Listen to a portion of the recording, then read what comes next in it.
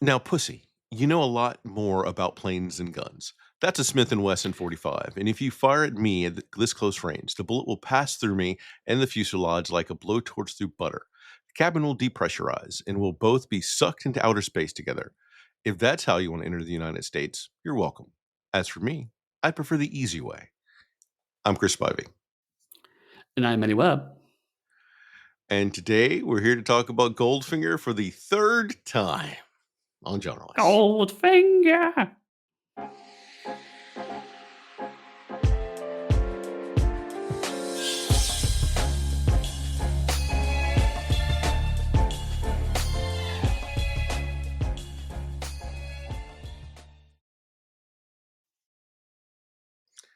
Hello, listeners. I'm not even sure why we're doing this for the third time today because I myself went to the doctor, had some shots, feeling a little bit under the weather, and we've tried to record this two other times over the past multiple weeks, and something always Yes. goes wrong.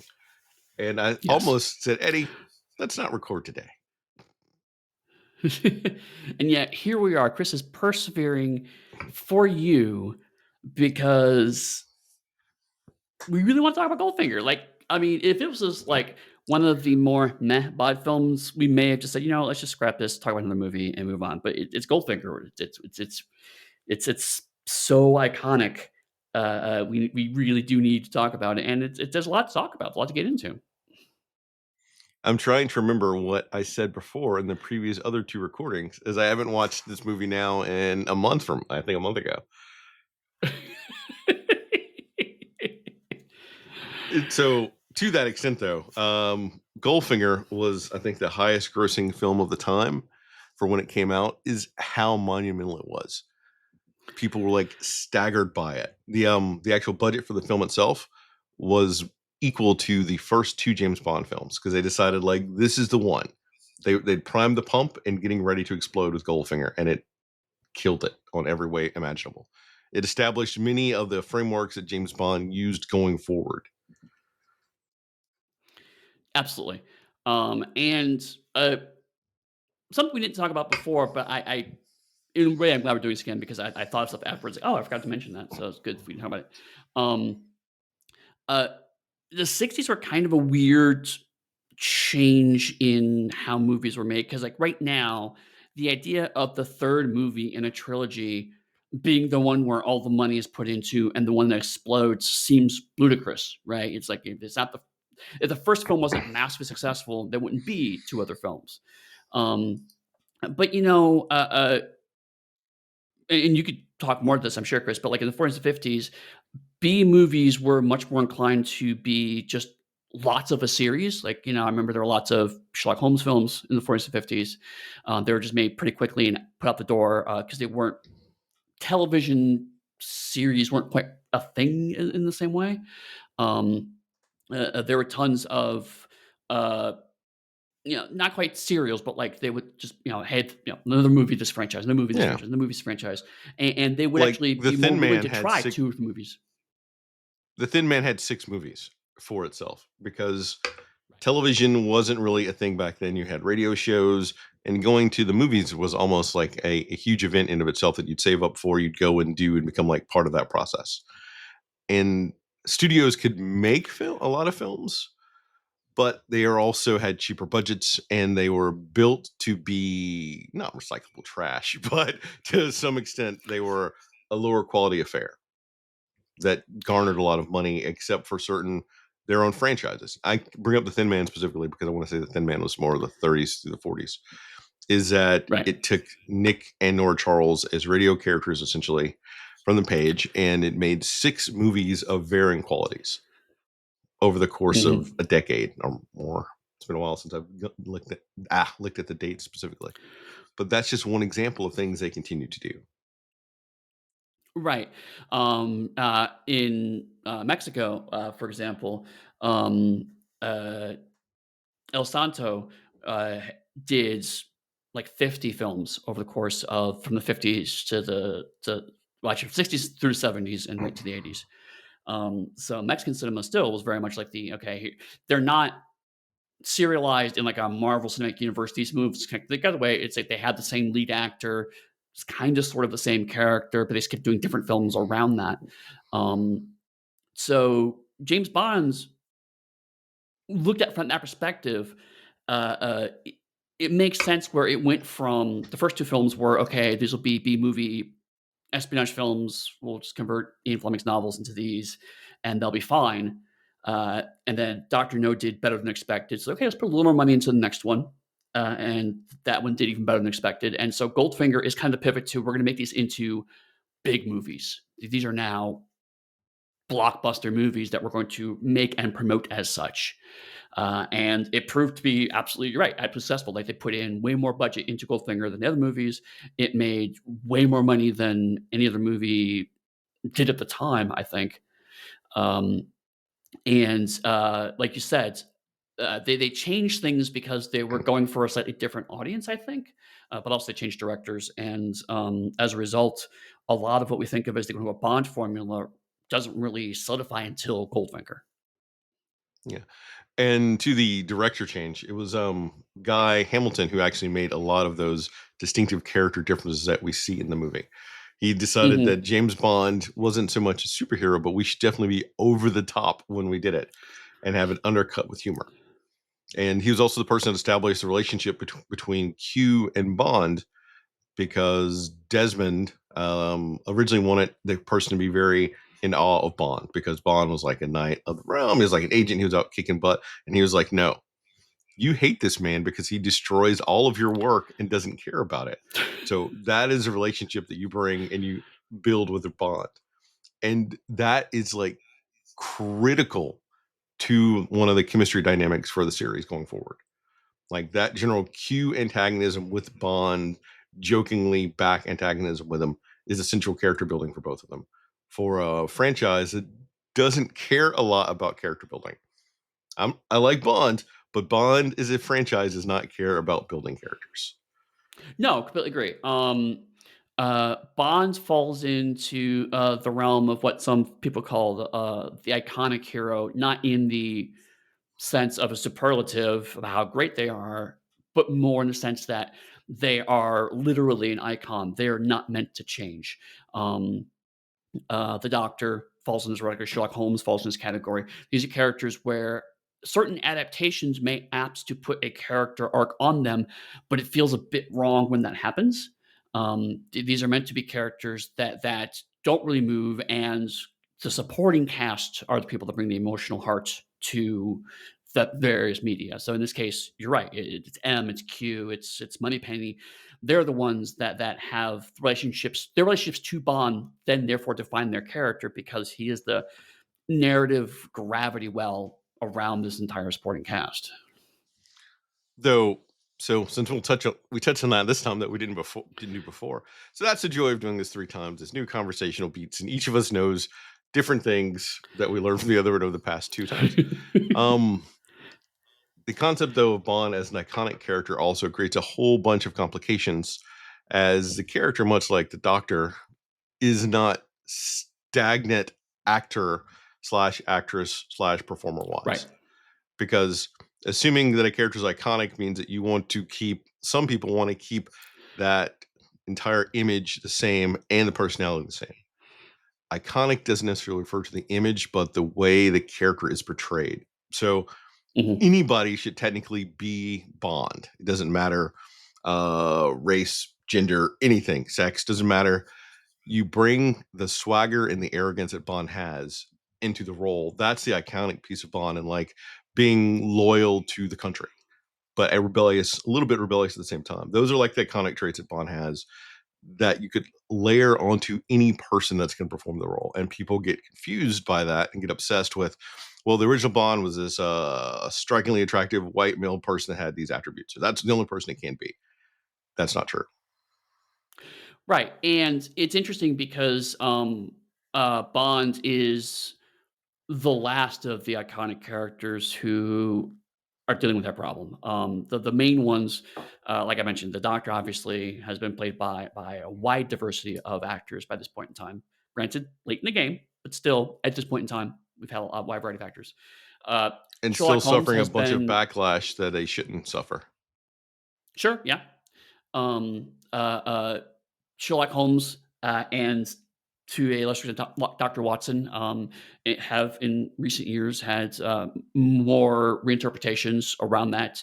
We went through a few of them, like the regulars, for example. We didn't talk about Miss Sherlock, which is the Japanese adaptation, things like that.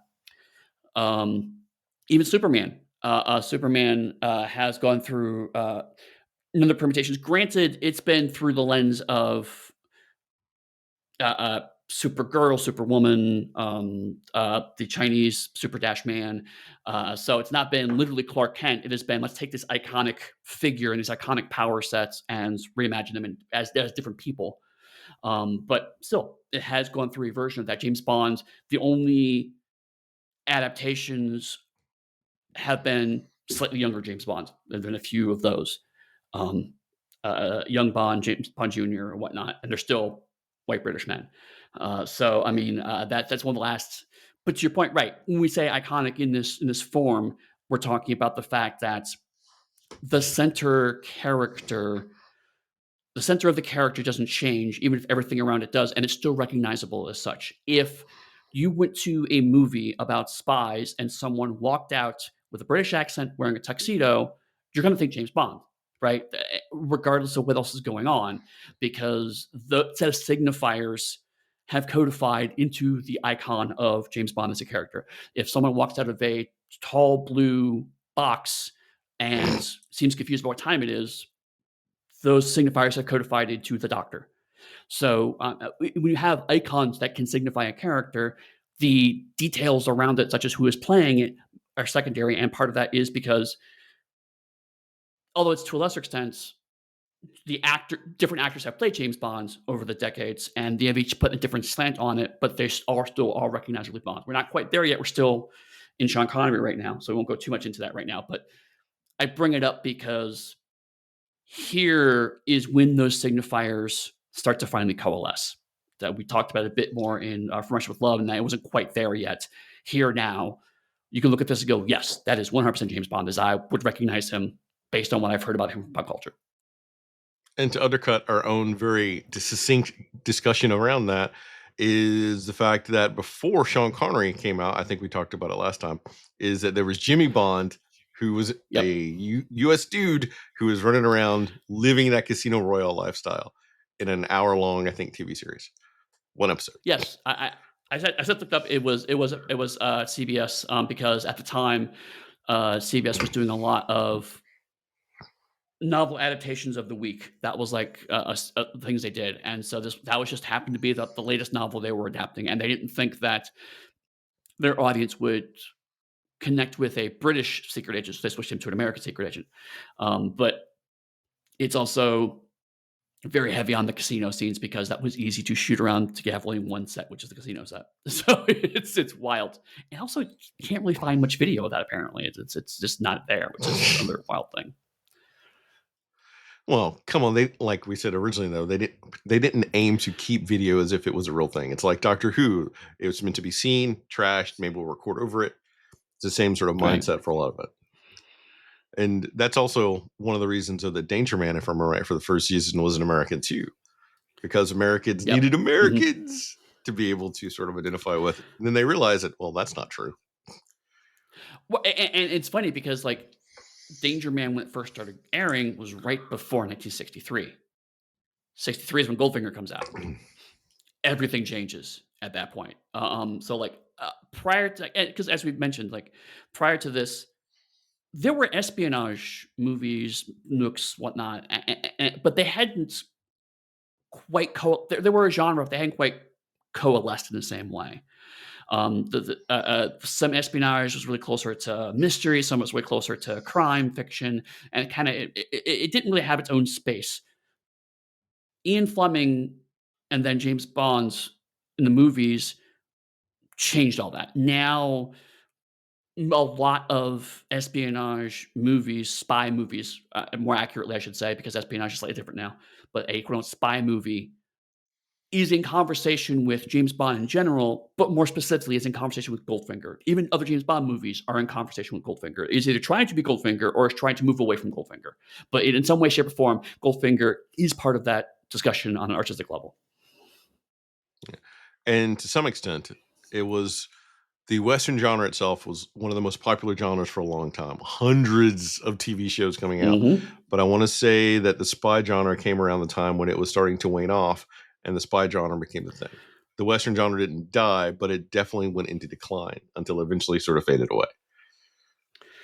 Sure. And amusingly, even though we never really talked much about it, I think it's a personal favorite of both of ours. You have an attempt to try to bridge the gap with things like Wild Wild West, the show, because it's the what if James Bond was in a Western? Can we do both of those genres? And the answer is yes. It's actually, from what I remember of it, I watched it recently. What I remember it being a halfway decent show. So And if you want us to cover the Western genre, give us a shout out. That could be on my list. It's moved up higher than it was before. right, right. Uh, But less the about Westerns, I guess, more about Goldfinger itself. well, I was just gonna say like the other. I mean, as we go through, we'll probably point out, hey, this added to the formula, this added to the formula. But I mean, before we even get into it, one of the things that got into the formula and weirdly has persisted long after other movies have abandoned it is the iconic opening theme song of James Bond. Yeah. With Dame Shirley Bassey. This, to me, to still to this day, this is the best James Bond theme song ever. Yeah, there are other James Bond theme songs that I like really well and will casually listen to, but sometimes it's even in spite of the fact that they are James Bond theme songs. There are, I think I mentioned this before, maybe one of the past recordings. Um, there are James Bond theme songs that I love, even though the movie is garbage, right? Um, Are we but talking about the entire Roger Moore era? I said it. I threw down the mostly, gauntlet yeah, at Roger Moore. Live and Let Die, Octopussy, yeah, yeah, yeah. I mean, um, but Shirley Bassey, I mean, all of Shirley Bassey's work, but really Goldfinger is kind of the most iconic one. In that 60s swagger starts with Shirley Bassey, right? It's such a memorable song. It's so of its time and yet so timeless. Weirdly, the fact that I can say Goldfinger in a certain way at the top of the episode, and that song is now in your head rent free after saying three syllables. It's even like the fact that parodies like Austin Powers, the music and the vibe of Austin Powers is emulating a very specific slice of England 1963, right? It's like a Yeah. very, very small piece, and Shirley Bassey very much embodies that. She does what, 3 themes in total? 3, 4? A lot. I think it's 3. I'm not sure. But it's also sort of a tribute to how amazing this song was and what she did is the fact that even was it the 50th Bond anniversary, they even brought her back to at least be there. I can't remember it now in detail specifically, but the fact that she was so incredible, they wanted to keep bringing her back to re-add to Bond and like reinforce the spirit of what the series became. And she is a large Right. part of that. Oh, there are like so many little pieces that they did it all together to make it happen. And Mhm. so I can't remember if it's true or not, but there's like, at least on the internet, there was like a rumor that one of the reasons she did that was that I think she was either in like a corset or something and singing and they had to loosen it because they made her keep the note so long that she almost passed out. Can't speak with 100% certainty of that. I think I read it somewhere and it's been a month, so I've not gone back and looked into it. So people have to just assume that I'm right. That kind of reminds me of the, rumor, which I am more inclined to believe, is that when, Melanie Bush was first appearing Doctor Who as a companion, part of the reason was that, she could scream on key, and they had her one of her screams actually hit the same note as the starting note of the theme so they can mix from her scream into the theme. And it's like, I don't know if that's true. It sounds like it's bullshit, but I kind of want it to be true. Well, it would make sense for Doctor Who, as a lot of the companions were known to be screamers, is what they wanted them to do for horror factors in a kid show. Right. Right. It is But same thing. Having that long note fade into the thing. You're right. Nowadays, they would have just okay. Let's just sample that. Replay it a number of times through a computer to last as long as we need to. No, a human had to do that at some point. so funnily enough that you mentioned Doctor Who with that. Is that so last night, after a very like long 12, 13-hour day of work, I was trying to relax and I was flipping through because Amazon Prime has like their Amazon Live TV. It's a whole thing they Right. do. And I can watch Doctor Who on there with commercials. It feels like I'm a little kid sitting around somewhere in the 60s or so watching Doctor Who. And flipping through though, they also had coupling. And I have a love-hate relationship with coupling that I will not go into today, but it was a specific episode where Steve talks about the couch, and there's a whole diatribe that he goes on, and ending the speech with like couches are best to hide behind from Daleks, to like hit Mhm. home that horror factor, even resonating through like just normal other shows and media, is like how powerful and resonant Doctor Who is. Because I want to touch on that to go back to Doctor Who being an iconic character, much like Bond. It's just like seeped into our consciousness. Right. And I mean, again, this is a very specific year, 1963, uh, Dalek Mania, jokingly, but like that's when the Daleks really hit from Doctor Who. It was the same year as Goldfinger comes out. It's also the same year that the Yeah. Beatles really hit big. They were a punchline in the last movie. Now they're a phenomenon. So like England in this year was a cultural powerhouse. So for Their Bond to be punchline in this swept up in movie. that is huge. Oh, is it in this movie that was punchline? Okay, sorry. Yeah. You can't listen to the Beatles without earmuffs or whatever it is. Right. I thought it was last movie. Well, regardless, point is, that would have been filmed right before they really hit big, right? So, Yeah. um, uh, so it's wild that all this happens kind of in like a 4-month span, of like 63, because it's all had in the summer of 63. Um, that and all of those things resonate today, impact us culturally today, for good and for bad. I mean, don't get me wrong, we've talked already, and we're not going to relitigate all the problems with the James Bond narrative, the James Bond formula. Um, it's not all wine No, and we did it. roses, We did it uh, on the top of the show. right? But it's not a in retrospect, it's not a huge surprise that this movie did so extremely well. But 1 year either side of 63, it might not have. It was just Well, exactly the right time for it. so given that the movie was in 64, I think it was also part of Kennedy's love of the Bond franchise that reinforced it before his assassination too, where he talked about how much he loved Bond. And so that gave Mhm. them extra oomph, I think, during that was an 18-month gap, I think, between Dr. No and From Russia with Love, or From Russia with Love. I think it was From Dr. No to From Russia with Love. There's like a larger gap between the movies.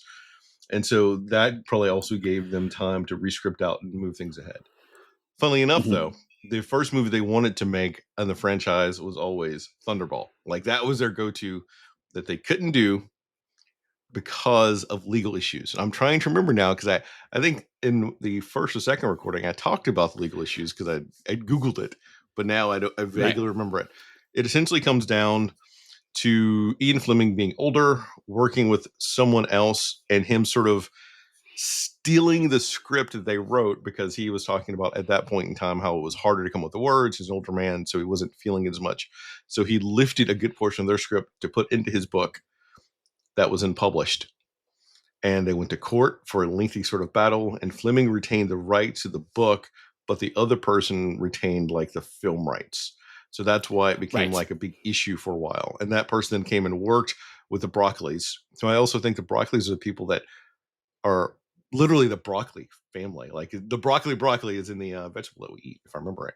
Yeah. And so that's why you get to make a Thunderball, but that's also why they becomes a lingering threat going forward, that the other person whose name eludes me this morning kept saying, "I can make a Thunderball movie. I can make a Thunderball movie," until they eventually buy him out completely. That's decades down the line. Well, yeah, and but that's, why we also have one of 2 well, one of 3 actually quasi-legal James Bonds movies, quote unquote, because we mentioned the CBS one, that was before all this happened. And then we had the original Casino Royale, which was when the Rockies did not have exclusive rights, and so like you said, Ian Fleming could farm rights to other people, and it ended up turning into a parody. Um, and then this one, you're right because as you say that, I do remember that's how it bore down because that guy then, after threatening to kind of try to get more rights out of the Broccolis and for Eon Productions, eventually just made Never Say Never Again, and because they had formally ended their relationship with Sean Connery, he was unable to cast Sean Connery because he was no longer under exclusivity contract with the Broccolis, so he could portray Bond again in Never Say Never Again, which is largely Thunderball. Oh, and it has like, oh, the best Plenty O'Toole. Oh my god, I love it. I love it so much because it's so bad. Yes, That's yes, one of the Bond girls is Plenty O'Toole. Oh, right. So we keep you'll hear like there are 25 whatever official Bond films, but technically speaking, there are 3 more that are official, depending on how you define official. Um, but the Broccoli estate would very much like you to believe that anything they've made from Doctor No all the way through Skyfall are the only official James Bond's canonical films. and the Woody Allen parody is utterly ridiculous, but at the same time, so I'm not going to spoil it for you. Just know that it also has David Niven, who's actually one of the people that was originally considered for Bond because David Niven is a closer interpretation of Bond from the books until Connery came into play, and I think the books started changing even to like reflect Connery more than they did other things. So when you think of who Bond should be, think of David Niven in Doctor No. There you go. That's how that should have went. Yeah, yeah. It also has that kind of weird vibe of movies like Without a Clue, which is technically a Sherlock Holmes film, but it is absolutely not a Sherlock Holmes film. You know, um, or there have been other parodies of Sherlock Holmes, but they actually use the actual Sherlock Holmes canon, so it's not quite a parody because it's just a thing. It's done weirdly. So that's that kind of weird space of it's not parodying. And Austin Powers is a very clear parody of James Bond. It's James Bond, but it's also David Niven playing something closer to his Pink Panther role than actually James Bond's. I don't know. Or You're wait, no, I'm no, I'm sorry. I'm thinking Peter Sellers. I'm sorry, I'm thinking Peter Sellers, not David Niven. My apologies. Thank you. Because I That was was my like, fault. it's Nope, been that was my bad. like I said, I haven't read the books in decades, but David Niven feels more like he was playing closer to Bond because Bond Right, is right, a mess in those books. Like the, right. Which moving we'll away. go into, I'm I'm sure. sorry. Go ahead. The Aston Martin. We have to take a beat to talk about the Aston Martin Okay, because yes. the Bond franchise essentially went to Aston Martin and said, "Hey, we would like to use your car in the movie." And Aston Martin gave them, I think, 2 different copies of the car, and they were like original, like almost prototype or versions of their vehicle. And the Bond crew cut the roof out of one of them for the ejector seat scenes. And there was even videos of Sean Connery being interviewed talking about how swank he felt driving the Aston Martin around the mountains. He's like, "Yeah, that's the way to go." Which Aston Martin was hesitant to do so, but after the movie, their sales skyrocketed. And Yep. that's also why we get video games like Spy Hunter that came out that for some reason don't use a Bond theme music, but they take the Bond car and idea. Yeah, and that's a good point, actually, in the sense, we talk about, uh, uh, the iconography of these iconic characters. The Aston Martin in Goldfinger is the iconic spy car, um, because the Spy Hunter car, it's actually a good example, is not an Aston Martin. It's some other kind of it's kind of DeLorean-ish. It's definitely an '80s supercar. It's not at all the '60s supercar. Um, but headlight machine guns, oil slick smoke screen, those are considered to be iconic spy car weapons now, and they all stem from Goldfinger and to a lesser extent stem from Austin Martin, who, like you said, after this movie, I believe they then went into an actual licensing deal with the Broccolis. That's why we see so many Austin Martins going forward. If you were a company and you took a gamble on these movie people and their movie became like one of the highest grossing films, would you not then say, all right, let's do this thing? Especially considering I think Thunderball's budget was $8 to $10 million after the success of Goldfinger's $3 million budget, which was unheard of. Right. I In case people are think, curious, we're not going to cover Thunderball, so I feel comfortable telling you what that yeah, budget was. yeah, no, fair. Um, this is more anecdotal. I'm not researched this. This is more vague memories from old fandom. I believe they tried to do the same thing with Heckler and Koch. I think that's why we have the Bond getting his gun switched scene, because I think the producers like go, hey, maybe we can get also, Aston Martin scene on board. Let's get another company on board brand wise. I don't think that took in the same way. At least not in obviously in England. Um, I know sales in Heckler and Koch rose in the U.S. after that movie, but you know, Well, I we're a gun country it's over here, Eddie. right, right. So in the U.S., absolutely, yeah. Let's invest. Let's identify ourselves with a brand of a weapon. Not quite the same thing, but a car is something that anyone can kind of imagine themselves potentially owning. So that's why that brand I think resonated better. You can't imagine So yeah, yourself product owning placement. a Heckler and Koch. I know that last Christmas, Eddie, I had a weird looking thing in my stocking and I pulled it out and it was a not Heckler and Koch. Not oh, just a Luger. Oh, Oh god. And it was I did watch a few behind the scenes things because I really like Goldfinger anyway, and it gave me a reason yep. to watch it during my second rewatch of the film. And it talked about how they wish they like talking to the tech guys. So we wish that we'd had the technology that people have now. We wouldn't have had to like cut the top of the car out. We wouldn't have spent like dozens of hours doing all this stuff. We could have just done it in. I think did the guy say Photoshop? He was an old man. I think he said Photoshop. So loved it. Utterly fascinating. Corel paint. And we're at the part of the podcast, so we have to go to the crush corner. And Yeah. I had a crush on Honor Blackman. Oh, Oh, I since thought you say I Harold first Takata. saw her in the he's a very striking man himself, Eddie. But for me, it was Honor Blackman. Ever since I first saw her in the Avengers as a little kid, and then here as oh, we gotta talk about the name too. Thank you. That was a reminder. Pussy Galore. Loved it. As a little bitty kid, I squeed with joy for multiple reasons. Because yeah, especially right. This is that's a good point to kind of talk about this movie as a whole. I'm sure we'll have to talk about the recap too, but like this is the first James Bond movie where it starts to flirt with self parody, and Pussy Galore as a name is kind of the center of that, right? Because a lot of other things that we'll point to that kind of reference that, but like the name is like this is a ridiculous name. It also makes it very clear what her role in the movie is in a very awkward way. Um, It is. It's a but more normal name than Octopussy.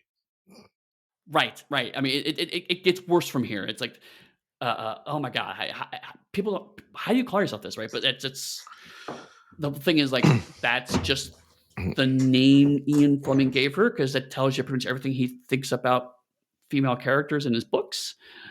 Uh, it's So also actually one even of worse in the book, but one of the reasons they got a couple of reasons they got away with it was Guy Hamilton. The so I don't know if I said this time or last time, but Guy Hamilton was originally supposed to have been the person I think they approached to direct the first Bond movie, but turned it down. right, And it was Terrence Young who did the first two movies.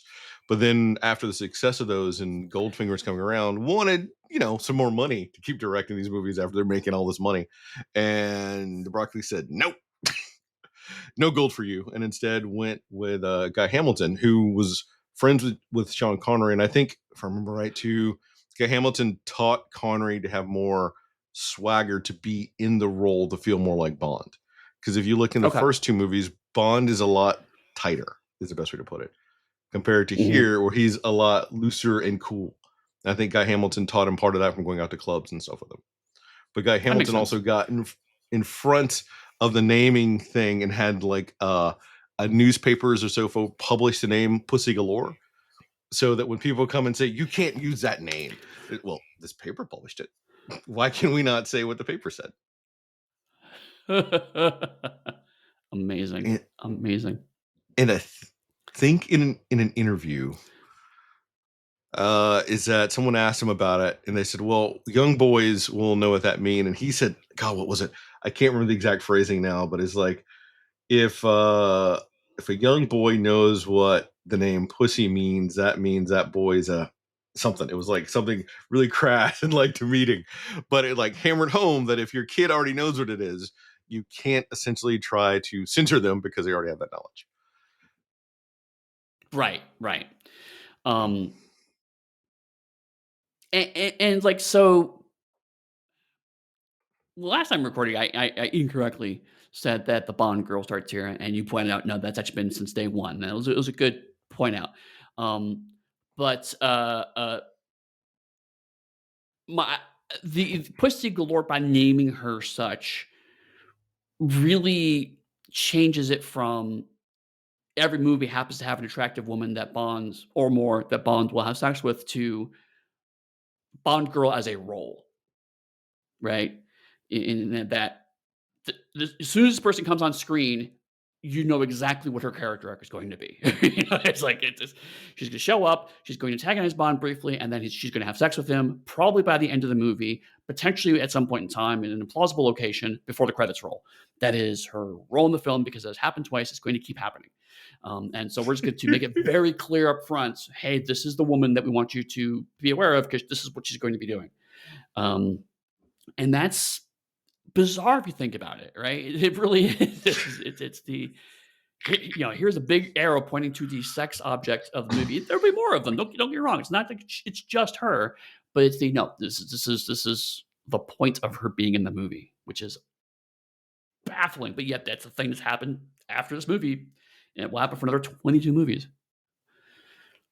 Well, that is true, but then I don't know enough about the back history for Doctor Who and Much with Love, but Honor Blackman was also part of the person that was like on the press tour, and I think was announced when the movie was really starting to be announced. So like that solidified the Right, role of the Bond girl and how they're announced almost with Bond, at least the right, key like the Bond girl, companion if for not Doctor both Who. Bond girls. Correct, which was huge. In the same way that when you announce a Sherlock Holmes movie, you announce who Dr. Watson is. They're the deuter antagonist, in a lot of ways. Even though in James Bond film they're also an antagonist, so it's again a bit weird. But you're right, Did there you? is a level of prestige there. I'm trying to remember if you explained that in the Patreon episode or here, but I think you explained it here when we talked about the irregulars. Cool.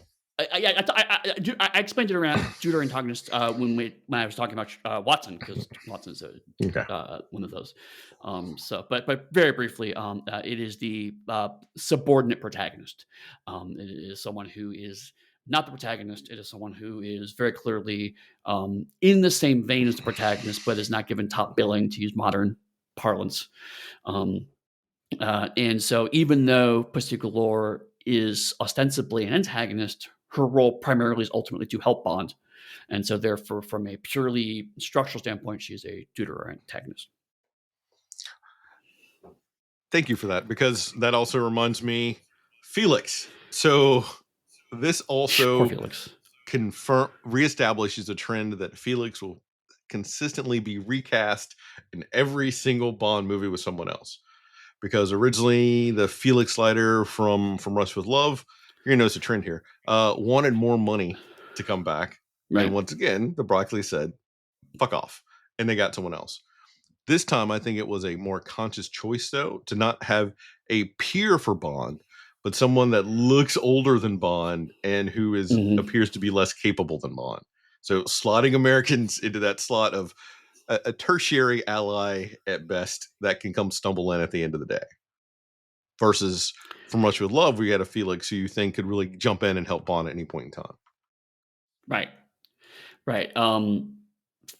Felix was always meant to be kind of Bond's equivalent buddy, right?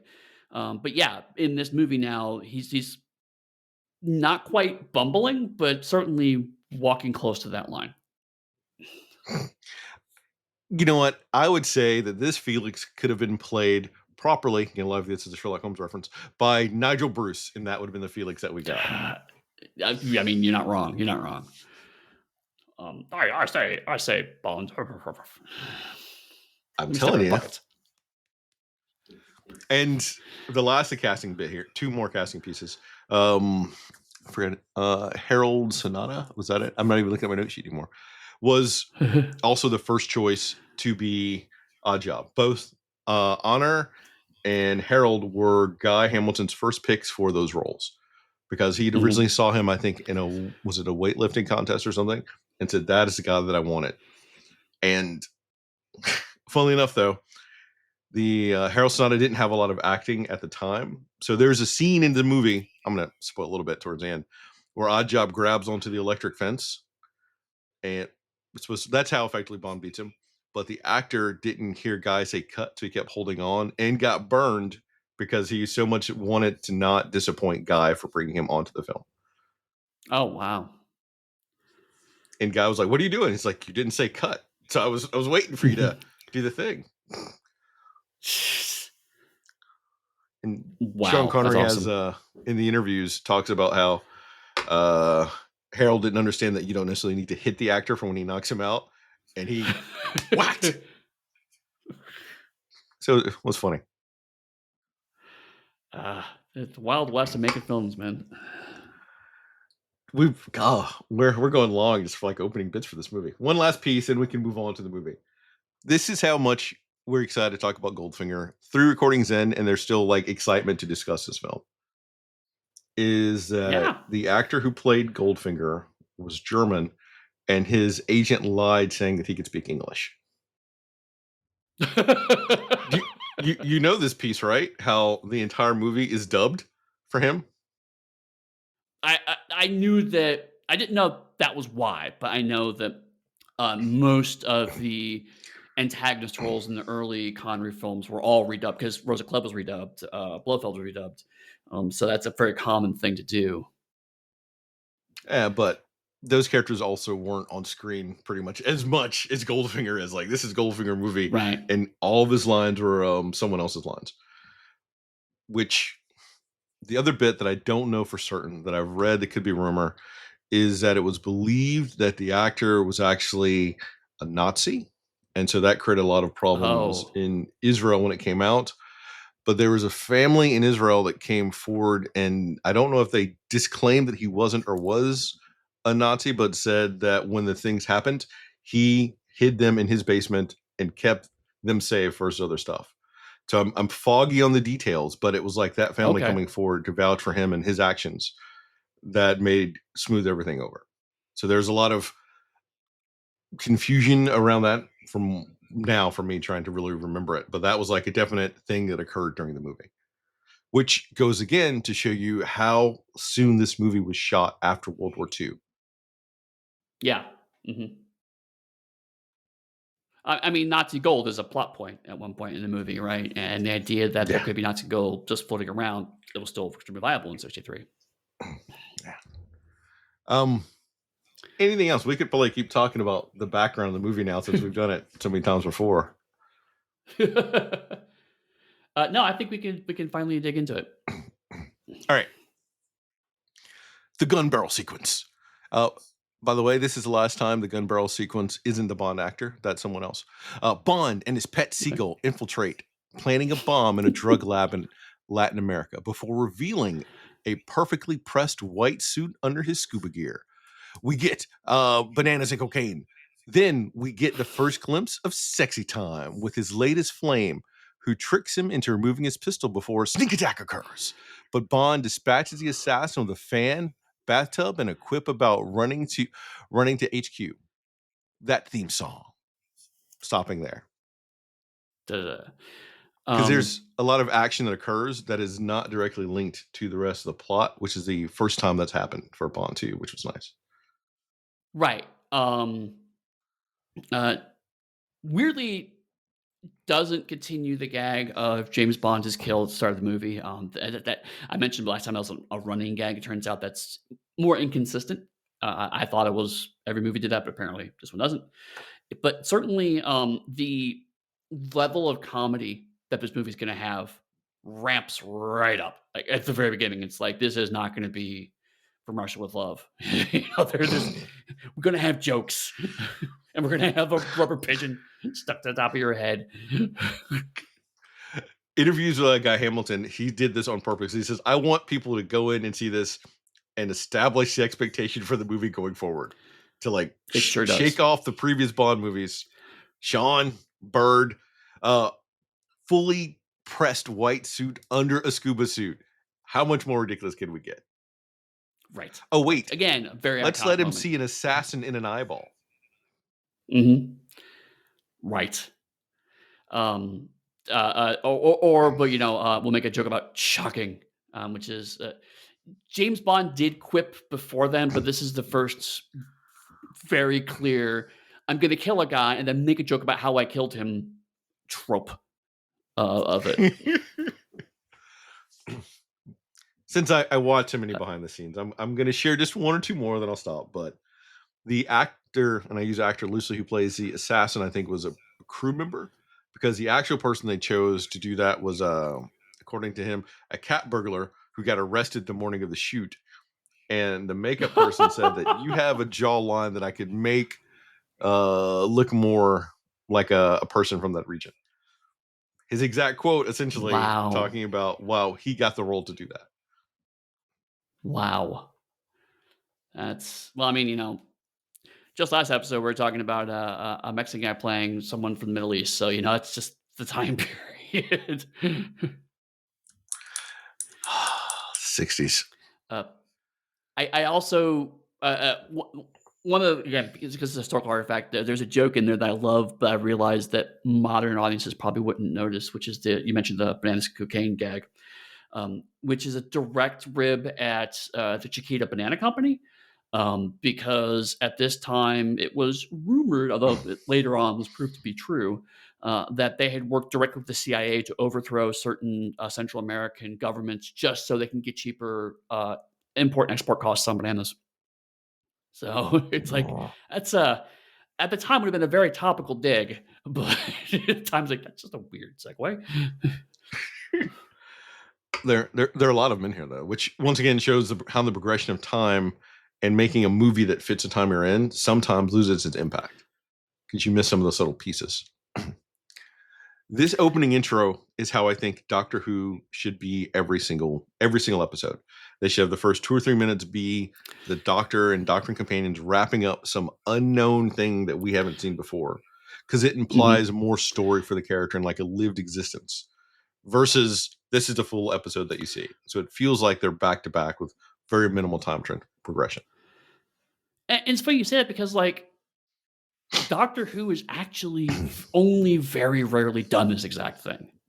I can think of maybe 2 or 3 examples, and at least one of them is purely audio adventures. They just don't they have cold opens, but they don't do the cold open of a different adventure thing. So, yeah, no, I totally see you. It implies a larger world, and in this case, it implies Bond does more stuff than just, who's he going after from Spectre this week? Although in this movie, Spectre doesn't show up, but you know what I'm saying. And but Doctor Who has the ability to do something utterly fascinating that no one else could do. They could have like we'll say a 4 minute cold open of the episode, and they could have the current Doctor and say any companion he's worked with that is still alive throughout the Doctor's existence, and make that Right, a 4 minute little thing that happens. It could be like the 15th Doctor and Tegan Javanka, 4 minutes and right. out, and then we go into the current episode and everything else, to imply that at some point in time, the 15th Doctor, without said companion, has gone ahead and adventured with Tegan, which then makes you wonder what else has Tegan done? Who else has Tegan been with? Or you could even do Mhm. something wacky as if to have the current companion meet a different Doctor, and that Right. infers that like there's a lot of stuff going on. I don't know. especially the Pirate Generation apparently is on the table, so, you know. Oh god, I understand as a writer why they made it. As a fan, I hate it with a passion that goes beyond description. Utterly hate it. Because I'm not going to give spoilers for any more, but it keeps happening and I don't like it. It creates too many inconsistencies. And unlike Eddie, I do like a bit of more consistent lore associated with it that's not an all timey wimey. Because I think you'd have timey wimey I in your lore, but you don't need to destroy it. we have talked before about I'm a fan of continuity. I'm not a fan of rigid canon. But I'll agree with you that like the current seasons just don't seem to worry about either. And there are differences. Um, but it is amusing to me that Fiery Generation does explain the curator when Tom Baker plays the curator in the 50th anniversary special. So Yeah. Nah. Nah. because he says after a time I revisit old faces. It's like, yeah, well, Fiery Generation does actually technically explain that now. So Ah.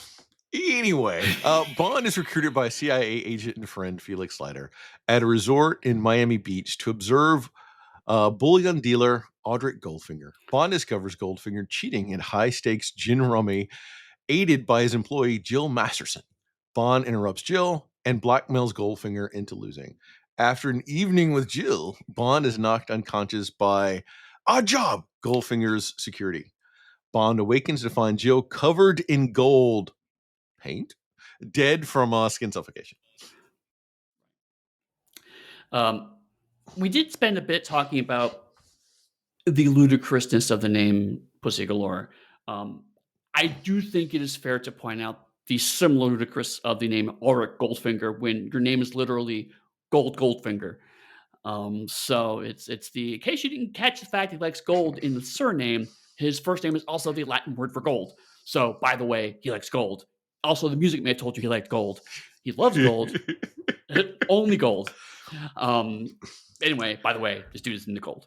So I mean, it does apply. So It does apply to both genders. I would give it that.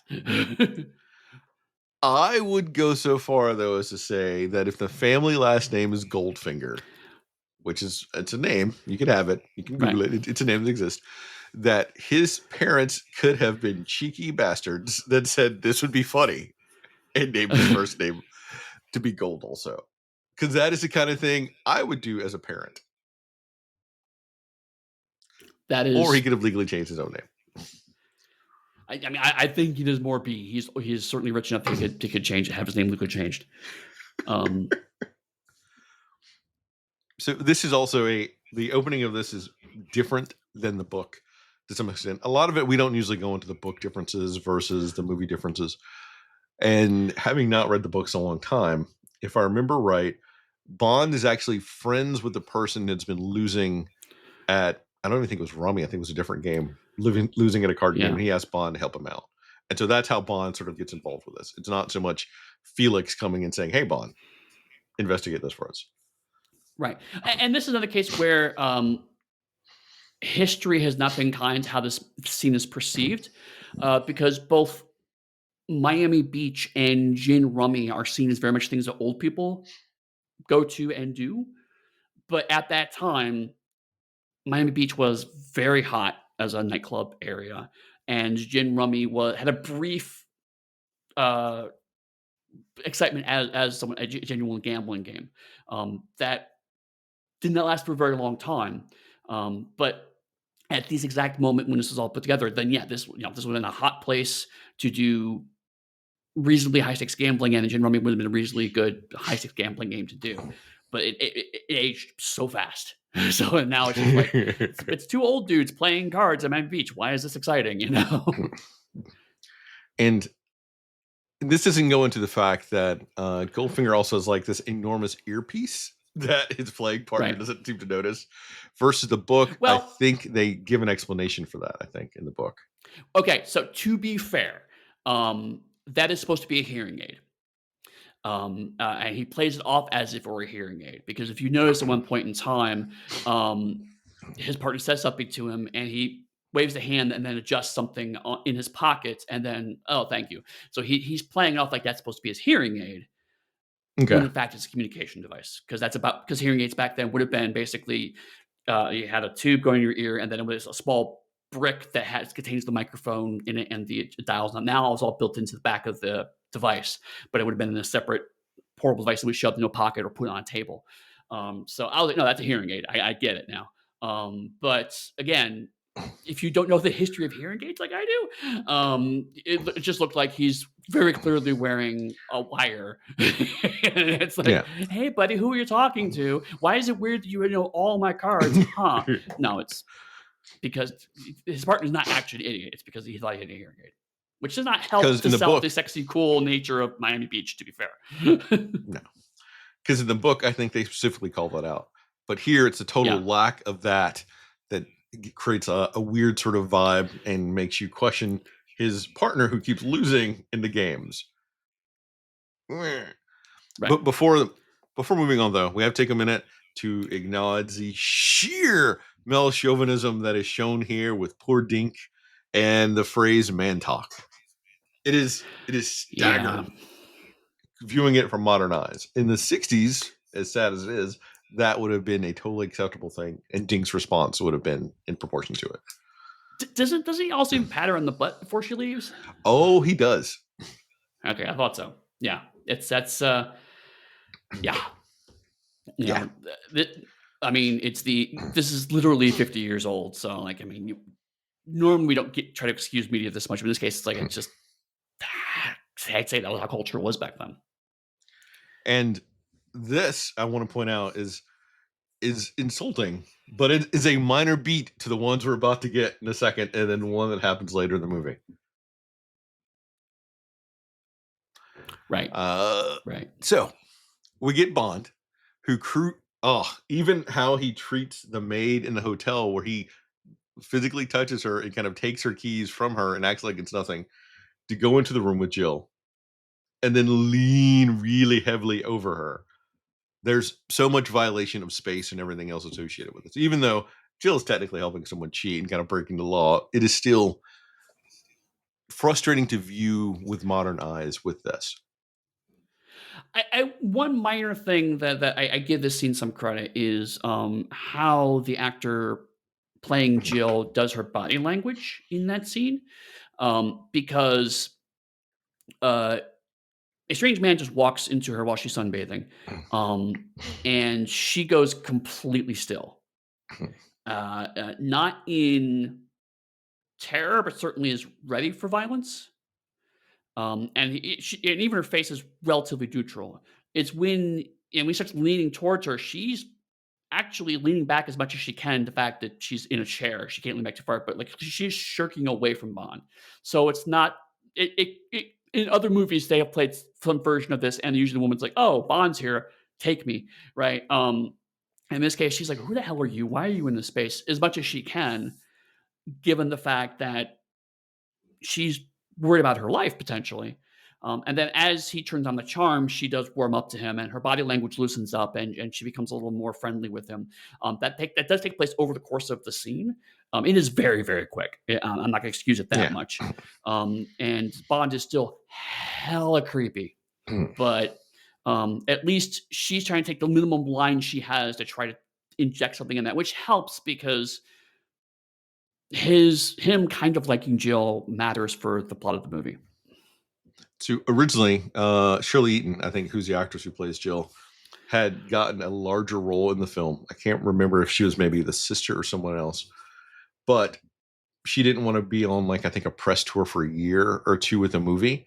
And so they gave Mm, her this smaller role that she shot in the morning, essentially, to do all this, which right, is staggering given the fact that like, the gold imagery of her on the bed is what everyone associates with this movie. And she's right. also, I think, the woman in gold in the opening credits too. So like Yes, I remember that. her mourning is what everyone associates with this phenomenal movie. Right. And I have to say, it was a previous recording of this episode where I learned that you cannot actually die by being painted gold completely. When I thought that was the thing that could actually happen. Turns out that is just an urban myth. You should not take your science advice from James Bond. You would think I would know that by now, and yet that conversation happened. And this is also where we get our Beatles joke that when he's like taking the Right. champagne to the fridge, he's like Beatles near him up. So we get a little dig at the Beatles. Funnily enough, within a decade, isn't Paul McCartney doing a theme song for Bond? Yep. Yep. The one that died, I believe. I don't remember. And we get the best James Bond villain sidekick throughout all the movies. Odd Job, right here, still the best. Set the standard. No one's exceeded it. Yeah. The iconic silent henchman with a gimmick thing absolutely comes from Odd Job. Yes, technically speaking, From Russia with Love had a silent killer through most of it, but then of course he immediately talks. But he doesn't really have a gimmick. His gimmick is just you could punch him in the stomach. That was pretty much all of his thing. Um, the line from Odd Job to more era Jaws is a straight line. It's very clear. Again, the idea of a villain having a gimmick ends more unfortunately, which quickly slides into a villain having a deformity that they then weaponize, and therefore making disability explicitly and implicitly evil, stems from this movie and therefore from this formula. Yeah. Ugh. Anything else about this piece? No, let's move on. In London, M. tasked Bond with determining how Goldfinger smuggles gold internationally after the movie provides a quick lecture on how gold works in Britain. Q supplies Bond with a modified Aston Martin DB5 and two tracking devices. Bond plays a round of golf with Goldfinger at his country club in Kent, using a bar of recovered Nazi gold supplied to him by the Bank of England. Goldfinger attempts to cheat, but Bond tricks him into losing the match. Goldfinger warns Bond against interfering in his affairs. An odd job demonstrates his formidable strength along with his steel brimmed hat. Poor golf ball. Bond follows Goldfinger to Switzerland and meets Jill's sister, Tilly, who tries to assassinate Goldfinger but is stopped by Bond. Right. So The we move ex. Go from ahead. I was just say was that we moved from one scene about what was super high, cool stakes gambling in the '60s, aging badly, to golf, which is a very different cultural impact these days. Well, I'm not even going to make that connection. Um, I will say, though, that to show Goldfinger and Bond doing some other sport that was more physical, I think would detract from Goldfinger being a more cerebral villain for Bond to face. I agree with that. Um, it is also important to establish here that Goldfinger likes to win, which established for a previous scene, Goldfinger likes to win. In this scene, we established Goldfinger likes to win by a set of rules, but those rules are perhaps only in Goldfinger's head. Um, and so Goldfinger's fine with cheating, but he has to cheat in very specific ways. And so when someone cheats against him, he feels like he's been abused, but it's like, but buddy, you were just cheating at cards in the previous scene, right? So you start to dig into it's not about the rules of the game, it's about doing it well and not getting caught. And so when James Bond does that, when James Bond cheats and doesn't get caught and then tells him basically he cheated, that's what pisses Goldfinger off. Not the fact that James Bond cheated, it's the fact that he got away with it and made him lose. I think it's that, but coupled with the fact that in the book, Goldfinger mentions like his rule of three or something. And he knows so far that he's encountered Bond twice, and both times Bond has Mm, cost him money. In the book, like his third one is like "I kill you" or something. It's like first time is coincidence, second time is probability or something. These aren't the right phrases, and like the third one is death. because at that point in time, it's no longer a Right. coincidence that our paths keep crossing. You're actively engaging me in combat of some form because we he knows who Bond is because Ajad knocked Bond out, and now Right. Bond randomly shows up acting as if Goldfinger may not know who he is, and then he wins more money off of him. So that's 2 times Bond has interfered in his activities in we'll be generous and say a month. Right. Which may or may not be a callback to Moriarty because in the final problem, Moriarty says, like, once you inconvenienced me on the time you positively incommoded me, and now this third time you've downright hampered me.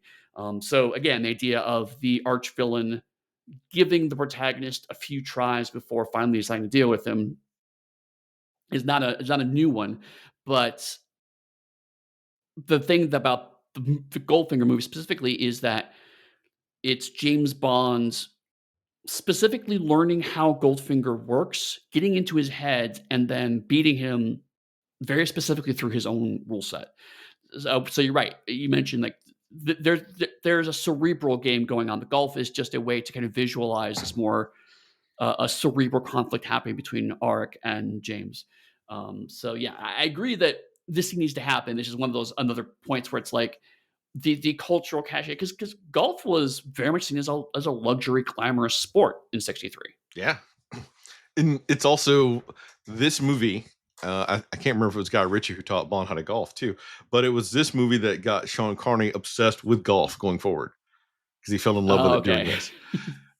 Because all right, we don't know if we talked about it or not, but Sean Connery was not a wealthy dude. Sean Connery was like your average Joe that worked his way up and did all this stuff and then got into this. So Right, it's like a rough dude that became a big famous actor. right, The gold explanation is so essential, and it sounds boring, but it's essential if you care about the plot of the movie. And funnily enough, I want to say 7 years later, it becomes totally irrelevant. So if this movie was made like 10 years later, it would hold right. up. But the explanation about how gold has a set cost in one country and then shipping it out becomes illegal because you can then charge whatever you want to for it. Utterly important. And I think it goes into more detail in the book because Ian Fleming had met a gold dealer or someone before who explained it to him and he was like, "Ooh, I can use that." Nice. Yeah, it definitely is one of those moments where it's like, why in the hell is the movie telling me this? And then later on in the movie, it's like, oh, that's why the movie told me that. Okay. It's a bit clunky these days, modern storytelling. And like you said, also the gold standard just stopped working that way pretty soon afterwards, and now is in no way, shape, or form or anybody in a gold standard anymore. Um, so now it's like the what Auric is doing just would not even work. But that's not the point, really, right? The point is that we have to establish this is why the British Secret Service care about this bizarre millionaire doing these things. This is why it's a Yep. threat to national and therefore global security. Because otherwise, Bond should not be involved because the British Secret Service doesn't care that Jill got killed. That's whatever. And Right. they don't care that Goldfinger was cheating at cards. That's like nothing on their Right. radar. That's Right. But it does lead towards an interesting trend in James Bond movies because like uh no, if you only know the basics of the character, you would assume he's primarily a Cold War creation, and he is.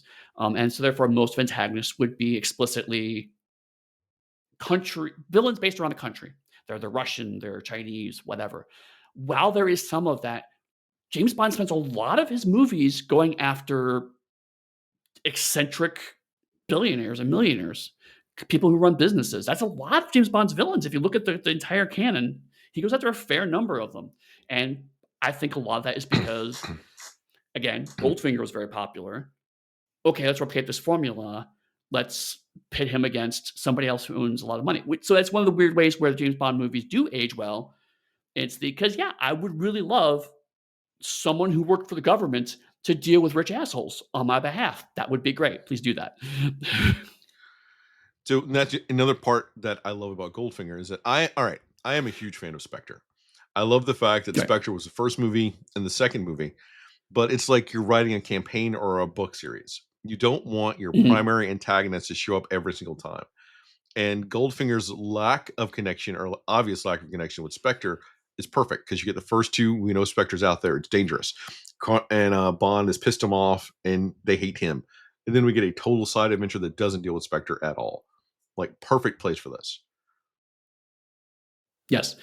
Um, you were mentioning earlier also about, how this movie starts to imply a world beyond the movies. Like, we had the opening, the cold open that implies another case has nothing to do with the case we're gonna see.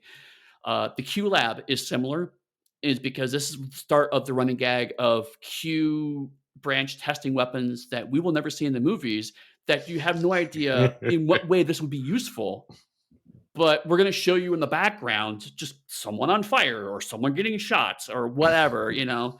It's like, why would you ever use a couch that folds up and swallow somebody? But okay, I guess they're demanding this device. Every agent should have that bulletproof undercoat that they were testing out in the Q lab. That would be essential. Like if I was Right, Bond, I would be requesting. I want that.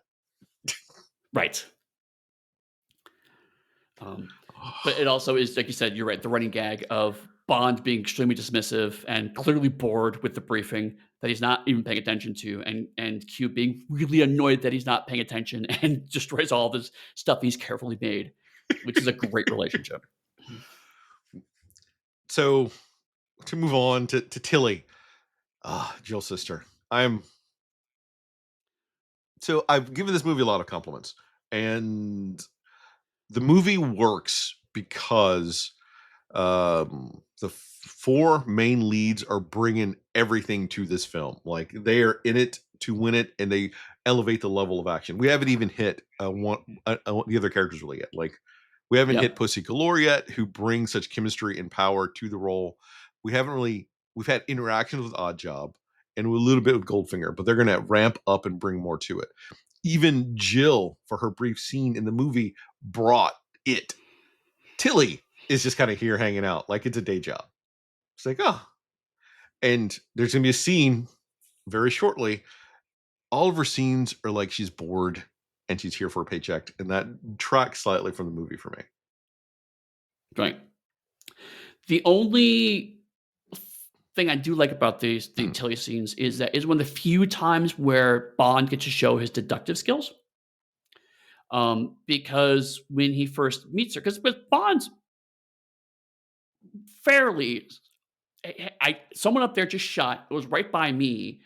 I think they're trying to shoot me because that's literally in my job description. People are going to try to shoot me, and then he finds out, oh, she wasn't shooting me, shooting somebody else. And so she starts to tell the story of who she is, and and the way he looks around, the way that Sean Connery moves his face.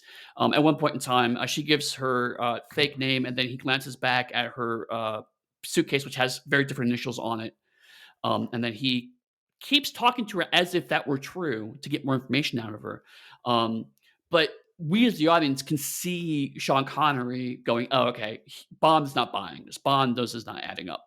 And there's a brief thing of like, was she actually trying to assassinate Bond and just pretending she needs to assassinate Goldfinger? But that pretty quickly gets thrown away. But still, the point is like you don't get to see Bond as detective hardly at all, and this was a few times you actually get to see that. And so, in that regard, I like the Tilly scenes. But I completely agree. Put a different actor in there, I think, to change Yeah, that. and I can't remember if Shirley Eaton was potentially supposed to have been the sister, is what it was. The actress who Maybe played Jill should have been Tilly, that's the thing. Like, just give her a brown wig and then just have her play both characters or whatever. but she had conflicts and couldn't do the tour as part of what it was. Otherwise, Yeah, Um, yeah. I'm gonna say though, I have to question Tilly if your car blows a flat while someone's following you, and half of the underside of your car is like eaten away by something. I don't think that I would get in the car with that person. It could just be me. Maybe I'm being paranoid. I'll be honest. But like when I remember first watching it, I in my head it was like the spikes come out and then he just blows the tire, and then he goes, "Oh, flat tire," and I in my head that scene was always just him manufacturing things he could then pretend like he didn't think. watching it again, where very clearly he gouges the side of the car, Yeah. and Yeah. then Bond goes, "Oh, it's so weird your car's blood." It's like going, he's taking the mick. He knows. No one can look at that and go, "Oh, weird. I was the last person around you, but suddenly the side of your car is missing. That's odd. I'll help you take it." It's like, no, she has to know he did this. And he has to know that she knows he did this. It's not in the movie, Andy. I can just go with what I see in the movie. It And it looks no, but to me, it's like I one of the things I do like about James Bond as a character, honestly, is the fact that he is terrible at being an actual spy, right? yeah, But he's it'd be fantastic at being boring. James Bond. That's the thing. Like, it's a conceit that much later the Daniel Craig movies will explicitly run headlong into. But the thing is that James Bond rarely pretends to be anybody other than James Bond, and the time that he is not he's pretending to be someone other than James Bond is very short. But also, it's not that he's bad at lying because we consistently through the movies he's very good at lying. He's bad at giving a shit because he's Bond and he's arrogant. And I actually love this is the great scene where he's just like, she won't believe that I gouged the side of her car out with my trick car. It's fine. You know, so he doesn't bother to hide the fact that I tore your car up. You know? Ugh. And before we can move on, I have to take a moment to talk about Moneypenny, who gets to throw the hat this time onto the thing, and Yes. there's more flirting between her and Bond. And the movie, oh, that's right, we didn't talk about this time. The movie has now gotten rid of James Bond's girlfriend, who originally Yes. Lois Maxwell, I think, is Moneypenny, had the option of playing her or Moneypenny. And she said, I don't want to play the woman that actually has sex with Bond. I want to play the woman that flirts with Bond. And that is the best choice because she is in what, 15 Bond movies versus Yeah. two. And honestly, I think we talked about this last episode, but fairly recently I've been rewatching. Part of the reason we decided to do this is because Chris and I both happen to have DVD sets of the entire run. So I was like, why the heck not? And I bought mine relatively recently, and I haven't really watched them in decades. So I've been slowly rewatching them, and I've come to appreciate Miss Moneypenny so much more on second Yes. rewatch, right? Because not only you're right, she can banter at the same level as Sean Connery. And it's believable that she flirts with Bond level. Um, but also because of the fact that the Broccoli's were very supportive of the actor and wanted to keep her around, we end up with the fact of a slowly middle-aged woman who still has a strong sexual identity. That is just a thing that doesn't happen in these kinds of movies, right? Yeah. And so Miss Moneypenny is like going, yeah, she's of course she's still for Bond. It's like, I will take you to bed right now and take you down. I don't care if I'm 40 or 50. I will do that. It's believable. And you want that to happen on some level, right? So like, I go, yeah, get that cougar energy going, you And know? to some extent, it goes back to the talk about the Prisoner season one finale that had the same sort of woman that was there who was owning everything, and it was totally Yeah. believable. And our boy Patty McGowan had chemistry with a woman on screen. Rarely ever happens. That's how awesome she was. Yeah.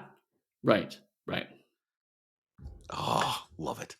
Um, Bond sneaks into Goldfinger's refinery in Switzerland and overhears him telling Chinese nuclear physicist Ling that he's incorporated gold into the bodywork of his Rolls Royce Phantom 3 to smuggle out of England. Bond also overhears Goldfinger mention Operation Grand Slam and encounters Tilly again, who tries to kill Goldfinger. An alarm is tripped. An odd job kills Tilly with his hat. Bond is captured after an amazing car chase, strapped to a table when with industry with an overhead industrial laser that beam advancing towards his own crown jewels.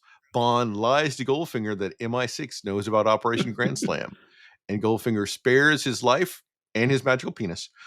Pussy Galore, a pilot, flies a captive Bond to Goldfinger's stud farm near Lexington, Kentucky in a private jet. Oh my God. Just everything about this chunk of the movie is amazingly daft. I rarely jump ahead because I want to like squeeze the juice out of the orange, but I got to go for the laser, Eddie. Not even Pussy Galore, the laser. Right. That was like I think the first like real use of laser in the franchise. Because in the book it was like a big buzz saw, and they're like, "Fuck that Yeah, it noise. was. Yeah. We're gonna make it scientific and a laser." I love it. I love it so much. The Right. the thing is, there was a dude with a blowtorch under the table who was doing all that as a light beam was going. He couldn't see what he was doing. So the look of panic on Right. Sean Connery's face is real. He probably felt the table actually warming up towards his jewels and was like, "Oh, oh no. Oh no." But you're Oh, right. we No, can go to where you want to now. I just that had to talk about that. well, I was just gonna remark that that scene is where James Bond pivots to that strange blend of super spy and science fiction that has since become known as spy-fi.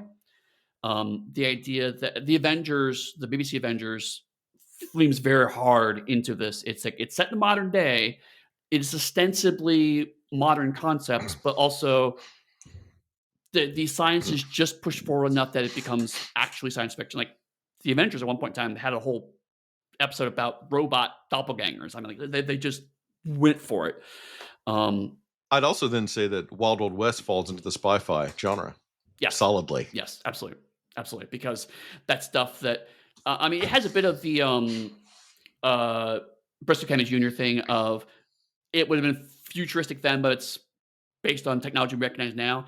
But Wild Wild West goes even beyond that at sometimes. So yeah, yeah, no, it's absolutely spy-fi. Um, but yeah, James Bond at this point in time becomes functionally a science fiction franchise.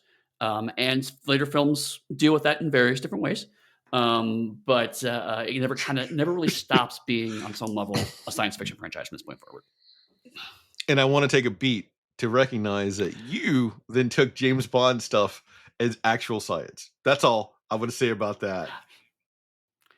I will point out that while I did misunderstand how body paint works, I was not bamboozled by how gold works in cars. Because if gold was in the bodywork of his vehicle, it would fall apart after like 20 miles. I do know that much. Oh, but it's a Rolls Royce Phantom, Eddie. Oh, oh. The All percentage right. of gold that would have to be in there while keeping that vehicle structurally viable would not, it would cost more to melt it down to get the gold out of it than you would get from the actual gold you got out of it. But it is a cool car. I'll give it that. Oh, and okay. The refinery scene is fascinating given showing that Goldfinger is working with a bunch of Chinese people. While I think Right. the movie says that Oddjob is Korean. So it's Yes. showing in a sense that Goldfinger is working internationally himself, Right. which It's interesting. yeah. I mean, it implies for a movie franchise that very clearly is inspired by and drawn from the tensions of the Cold War. It's fascinating how frequently the villains are actually very international and cosmopolitan. Mhm. Um, so yeah, like Spy Who Loved Me, there were three different nationalities on display in the villain, four different nationalities displayed in the villains. Um, in here, you know, we're seeing three different nationalities. Um, it is frustrating when the James Bond writers and production staff miss these nuances. So it's interesting and exciting when it feels maybe also accidentally like you're right, you know, there's a Korean subordinate, there's a Chinese physicist here, and in my head, I want that to be they're showing the complex nuance of Asian politics and how they interrelate. And like in the back of my head, I go, no, no, they didn't know the fucking difference, right? Yep, 100%. But Considering they hired a Japanese man to play a Korean man. So, I mean, that tells you everything you need to know. and I love the fact that we finally get to see the car do a whole bunch of stuff. But the fact the car is Yes. defeated by a mirror is a whole other conversation. And it has the best scene in the whole movie is Granny with that fucking machine gun out there shooting like there's no tomorrow. Like, is that Goldfinger's mom? Does she just work in the factory? Is she, in fact, a super spy that's just been waiting for a chance to kill somebody? So many questions. So this scene is one of the few scenes that put burned into my head. That and the laser scene, and the reason why is peak nerd me because this was the example of play presented in the 007 tabletop role playing game in 86, 87. They actually do this scene over, and so they can show you like the fact that he gets distracted by the reflection is that he fails and decides to take the hero point to accept the bad consequence so that okay, well, it turns to be a mirror and you crash. The granny with the machine gun was a critical fail, and that's how that happened. He was trying to bullshit his way by, critically failed, and just he pulls out a gun and tries to shoot him. And I'm like, okay, that is exactly a tabletop role playing game dynamic. Oh, that's awesome. There are so many important beats here, but it is such a quick scene that unless there's anything else you really want to touch on, I can move on. Tilly's existence in this film is laughable. I think in the book she lives on, and we get more insight into her. Which there is Right, a the joke that Pussy does say though that she's immune to his charms. Tilly is also immune to James Bond's charms. right.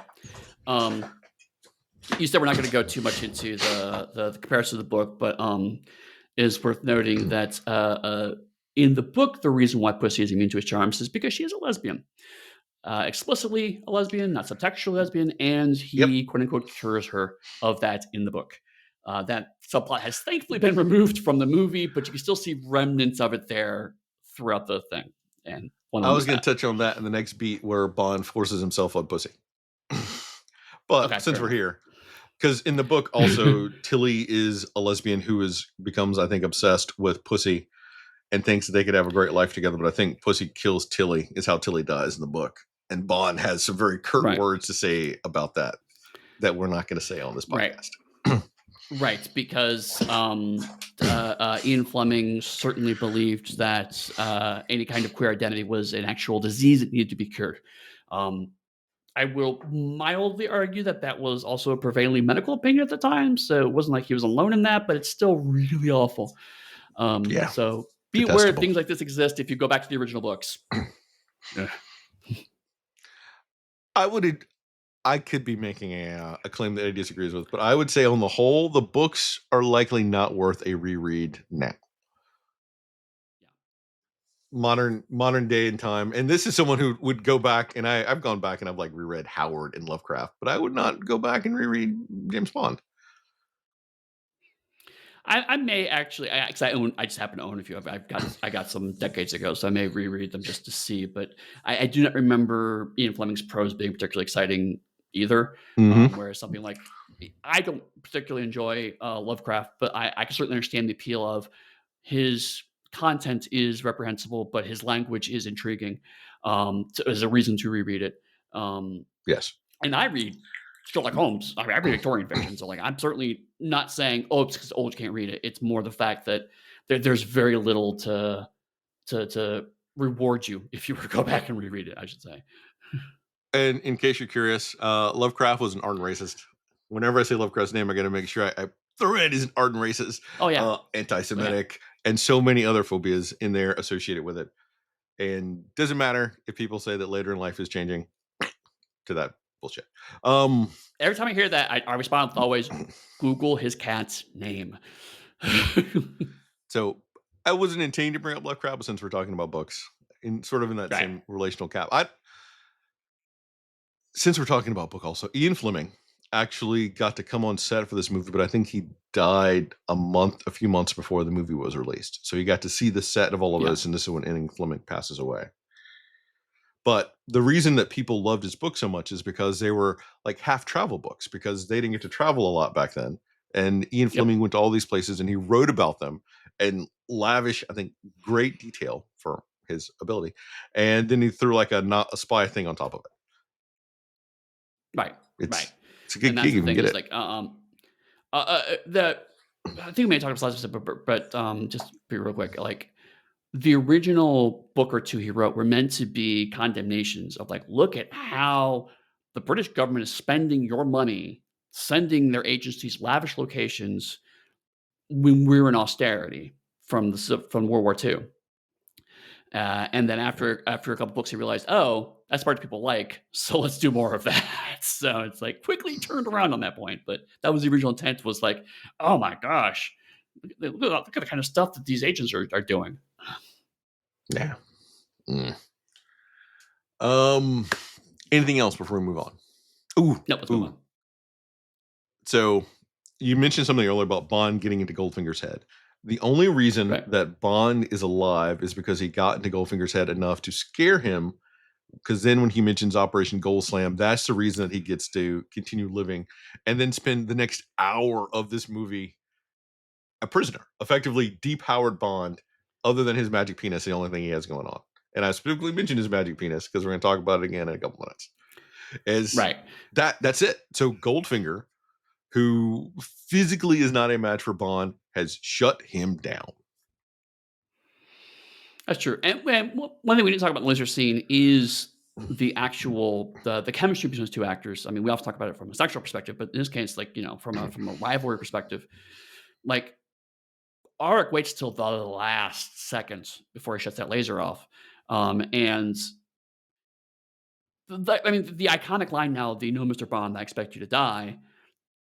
When you're first watching the movie, if you don't know that's coming, it's like, wait, what? No, you're supposed to tell your plan, and then he talks you out of the plan, and then you let him go, or he escapes.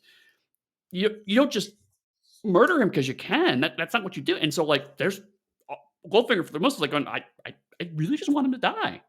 Um, and so, like, when Bond keeps throwing this stuff out and he keeps, like, not landing and not landing, one point in time, he just walks away and ignores him, and it's just like, just genuine tension. It's like, is Bond gonna survive this? And you know he will, but because the chemistry of the actors is so good, it does pull you into it, like, just feels and it helps that they've had 2 previous encounters, and in both cases, Bond did get the upper hand, and so when he's not quite getting the upper hand here, it feels genuinely stressful. It's really well done.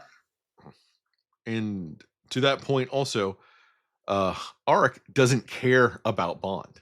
Like, Yeah. there's a total lack. I've got other stuff to do. You're an inconvenience. I warned you, and you didn't listen to me. So now you fucked around, and you're about to find out.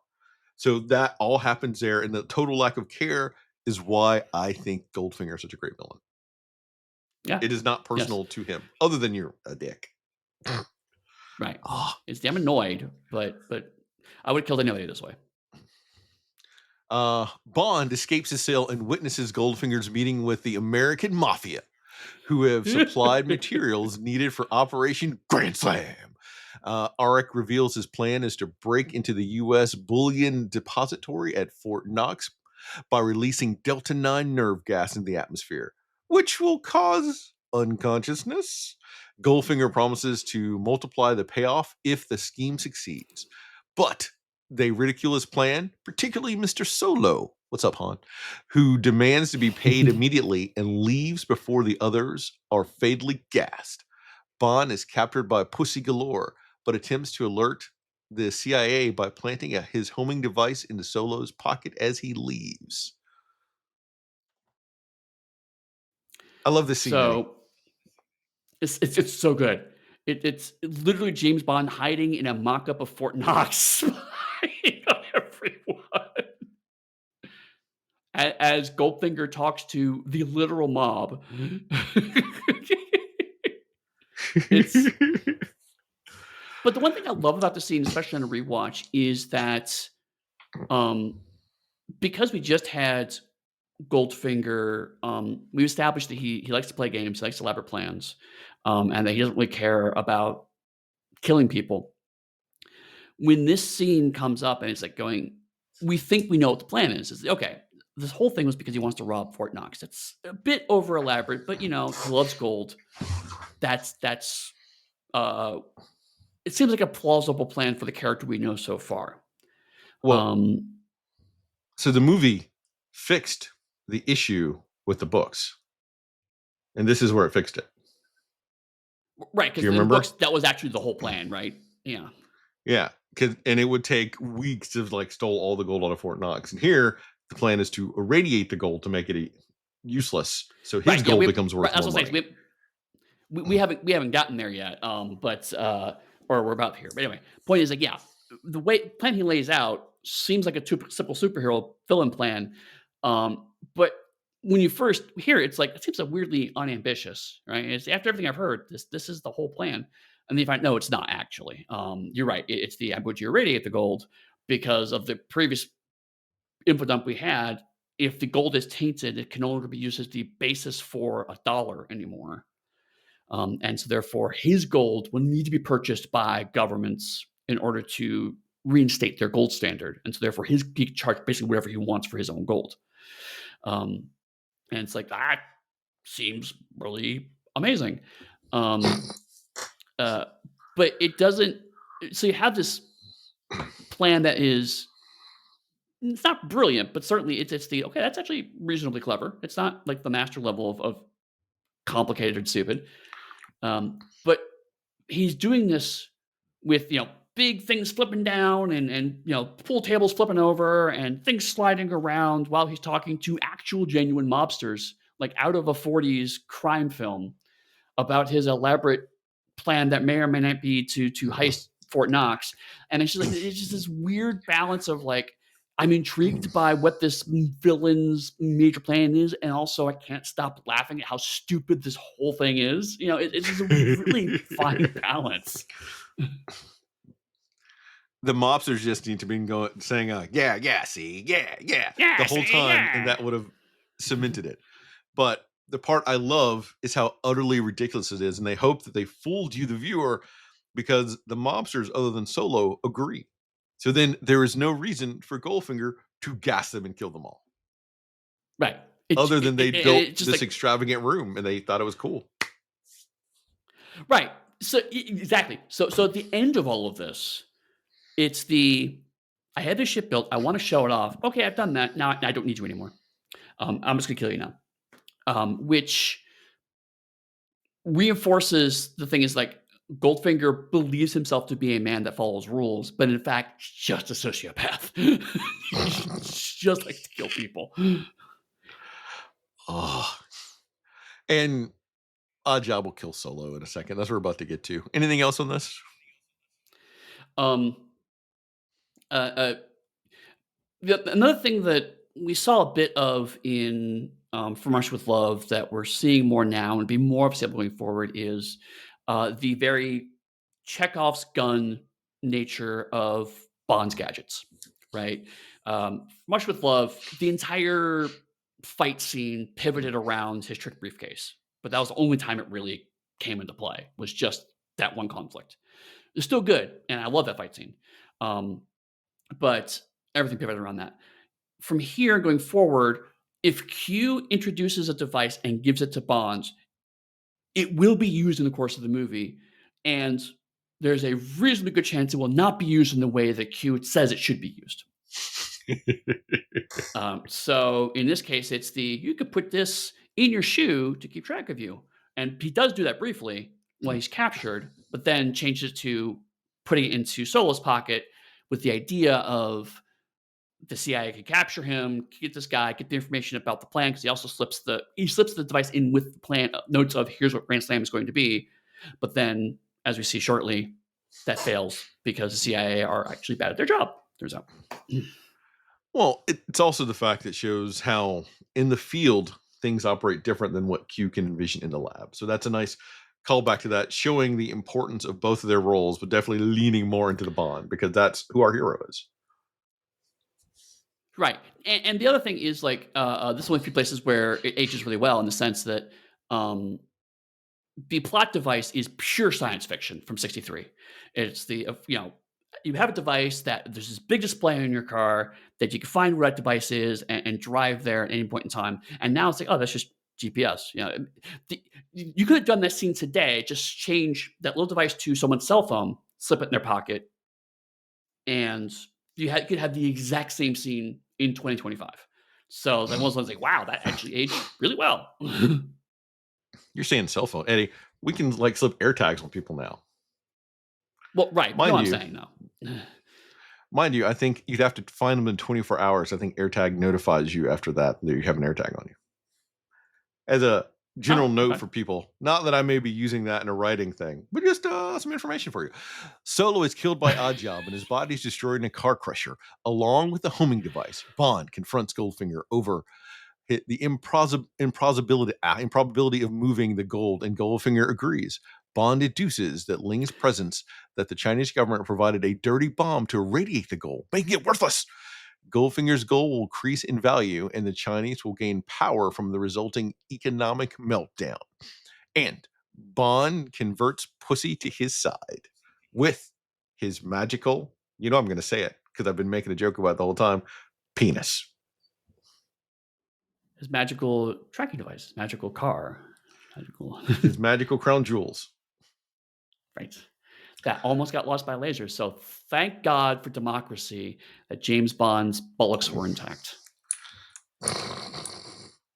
There's so many other jokes I keep making. So yeah, you're right. I jumped the gun a little bit talking about Goldfinger's plan, but I love the fact that the writers of the movie were able to fix the biggest issue with the book Yeah, in like a small little change, and it makes the story better. it does because honestly, if Operation Grand Slam was like I said before, if it was genuinely we're going to rob Fort Knox, um, Goldfinger hanging out with mobsters almost makes sense because that's about the level of big job that they could envision for themselves. And Yeah. so Goldfinger becomes nothing more than just a glorified mobster functioning. It's basically just elaborate stick up. It's a bank heist. A Silver Age comic could do this. But now this moves to an actual Bond villain. We talked before, like the archetype of Bond villain codifies here, and Goldfinger is the first real Bond villain. Yes, number one is in the previous two movies, and yes, that archetype is one of the most iconic ones. But like the idea of a villain who has an elaborate plan with a twist in it that requires a high level of sophistication and a bit of technology that maybe is just quite out of the reach of us now is that collection of stuff is kind of what we consider Bond villains now. Dr. No had a And this is dragon, it. Eddie. Dr. No had a lot of things. But I mean, yeah, arguably Dr. No had most of this. Certainly he had an underwater lab. It's just his plan was like a thing, I guess. The plan didn't quite, I don't even remember today what his plan was. That tells you what the plan is. And that proves your point about But Goldfinger. right. It's memorably interesting. Whereas, like you said, the book Grand Slam, it's like okay, whatever. Bond defeats him, blah blah blah. I don't even care. But this is the okay. That's bizarre. Interestingly, also, at one point in time, I forget the actual number, but James Bond does say the fallout would fade away in like 57 years. And I did the math, and it would have been like 2 years from now. The fallout would have finally faded if Operation Grand Slam had gone off, which is a terrifying time. But the other thing that I think makes a Bond villain, for me at least, is that if you actually sat down and really thought about things, it makes no goddamn sense. It's not the master, which I keep picking up. I just love to do it. The master's plans were like if you take a second to think about it, it's like what? No, that makes no goddamn sense. This one, it's like okay, but if he did that, and then okay, he's selling the gold back to the governments. Okay, that makes sense. And he's trying to blame the Chinese for this, so he can't sell the gold to the Chinese because that's who's throwing the bus. But he could probably sell it to the United States. So okay, that makes sense. And then he's going to gas the whole town with nerve gas, which was made in the US. So now the plan starts to fall apart because wait a minute, how do all these people die from nerve gas? That didn't come from China. So wait a minute. Like But the thing after a is, long time, you start to see, okay, maybe it doesn't quite work. but he's not trying to throw the Chinese on the bus. He's working with them. His gold will be worth more. The thing is, it's not really nerve gas that knocks motherfuckers out. It's like whatever little poison gas he's using that kills them versus what he's telling everyone. Well, right. So the Chinese and he are technically in bed together, but the economic distress that the US would feel is how China would become a more dominant power for the movie, is how I was trying to explain it. Oh, I'm not disagreeing with Right, you that this plan is ludicrous. Just like right. highlighting other pieces of it. No, but that's the thing is, like, if you sit down and actually think it through, there's something it's not like it doesn't completely fall apart, but it's like there are gaps, like, okay, maybe I could see maybe where it doesn't quite work if you really go through all the steps. But it is on the surface when you're in the moment of the movie and he's explaining it, it's like, "Oh, that sounds really bad, actually. Someone should take care of that. Good job, James Bond is here," right? Um, so they're not implausible, but they're a bit too intricate to, in the heat of watching the movie, to really decouple, and I like that. To me, that is a good James Bond villain plan. It's the, "Oh, okay, Yeah. that sounds scary. So, yeah, let's make that not happen." So I want to talk a bit about Pussy if you're done with that piece.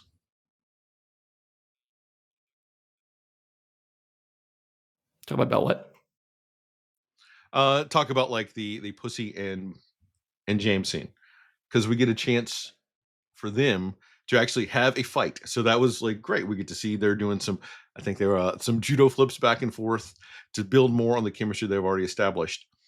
And then we get the scene where Bond effectively forces himself on her and to like sway her. And in the book, I don't know if that happens in the book. I can't remember that piece, but a lot of it's been implied is that she is a lesbian has been the undercurrent of the movie. Because even if you look at her pilots, they're all blonde women who look kind of like her. Mhm. And it happens in like a horse barn. And part of this, I think, is in reference to a 1962 or 63 Alfred Hitchcock movie called Marnie, where Sean Connery marries a woman that, from the Hitchcock perspective, I think had like sexual trauma that she saw her mother went through. But the underlying current is that she is a lesbian, and Sean Connery cures her with his magical penis. And there's a lot of stuff dealing with horses and barns in that movie. And this movie is parallel for when this happens, that specifically, because this came out like in 64 versus that one, which was a year or two earlier. Once again, Sean Connery, Ah, okay. finger quotes, curing lesbians with his magical penis in horse barns, essentially. That's a weird thing to homage more than once, but okay. So, but the thing is, so I've made a comment specifically that Bond has been on lockdown for an hour. The entire thing is Bond has been snooping around, and if he couldn't convert Pussy to help him, he would have failed completely. Right. One thing that I like about this movie actually, although it does involve me making fun of Felix Leiter again, is you're right, he's captured, but after he escapes, he's put back in his cell, and then finally Goldfinger's like, "Bring him out of the cell, 'cause, I wanna see what he knows about Grand Slam." And, we have the great moment of James Bond, like, literally on the fly figuring out his plan.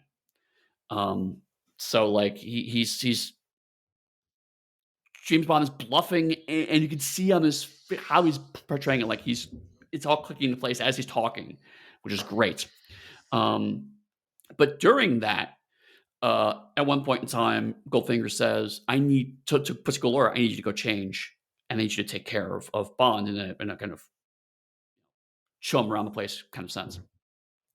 And she's like, yeah, I guess that makes sense. I'm still working for you." She seems kind of reluctant, but she does it. And so the movie's doing a really good job of, just when James Bond gets a little, once he's in Goldfinger's power, when he gets a little further ahead, something knocks him back. And so in this case, like going, of course, he'll, make friends with Pussy because, she's the Bond girl, that's her name, and of course he's gonna seduce her. But in the course of her putting her arm through his and walking him around, Felix is watching the scene and going, "Oh, no, James is with a girl. I know him. He's got this covered," and they leave.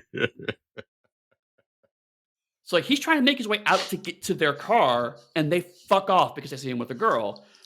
Um, and, like, given the past 2 movies, Felix isn't wrong, and obviously, as you just said, eventually he's also proven to be true anyway. But in that moment, there's a bit of fuck, right? Because like I could have gotten away, but then my own reputation has undercut me, which is something you don't see very often in these movies. So we're even though this is one of the iconic James Bond movies, are still slightly in transitional stage of like occasionally Bond actually doesn't have the upper hand all the time. So then he's forced to seduce Pussy because he now has no other options. Um, but doesn't eliminates or even reduce the amount of problematic concerns you brought up. Those are all absolutely valid. It's just is a on top of all of that, there's a certain bit of desperation coming with him needing to do this because this is his only way to possibly escape right now. Because otherwise, Yeah. he's going to be irradiated. And I don't even so I don't know because I don't have enough knowledge of the 60s to know if even if as a viewer in the 60s that would have been acceptable, like that level of it. I don't think so. Because I know in the 80s when David did that to Maddie, that was also like sort of the downfall, I think, of Moonlighting. For people that have watched Moonlighting, Yeah, in case you didn't know, David eventually forces himself on Maddie. So right. it's a whole other thing. Anything else about that piece? I do want to add in that the movie, and I believe that Pussy and her other pilots really believe that it's just a gas that's going to knock people out, not a gas that's going to kill them initially, until Bond Right, convinces her otherwise. right. So I mean, as much as frustrating as that scene is, she doesn't go along with him just because he has a magical penis. That's certainly part of it. She goes along with it because he's able to convincingly prove that Goldfinger has been using her, which is up to this point, she thought she was in an equal relationship with Goldfinger. She thought she could get out of this unscathed, and Bond's like, "No, he's using you. He's probably going But to destroy you just like he's destroyed everybody else." that's post magical penis. So once again, Right? it all revolves It around is. the But magical penis. I'm not disagreeing with magical penis. I'm just pointing out that like the movie at least does take efforts to say, oh, and by the way, also he is actually trying to screw you over. But it's not just like, oh, I'm in love with you. I know everything you say, which makes it slightly better than the spy who loved me. Actually, I will argue. But yes, it is. It is. He does at least make an attempt to try to convince her with actual logic on top of seduction. Operation Grand Slam begins with Pussy Galore's flying circus spraying gas over Fort Knox, seemingly knocking out the military guards. Goldfinger's private army breaks into Fort Knox and assesses the vault as Goldfinger arrives in a helicopter with the bomb. In the vault, Goldfinger's henchman, Cress handcuffs Bond to the bomb. Unknown to Goldfinger, Bond convinced Pussy to alert the authorities and replace the gas with a harmless substance. Goldfinger locks the vault with Bond, Oddjob, and Kisk inside. When the U.S. Army attacks, Goldfinger kills Lang and escapes. Oddjob throws Krisk off a gangplank after he tries to escape the vault. Bond frees himself, but Oddjob batters him about. Bond and Oddjob have the best fight in the world.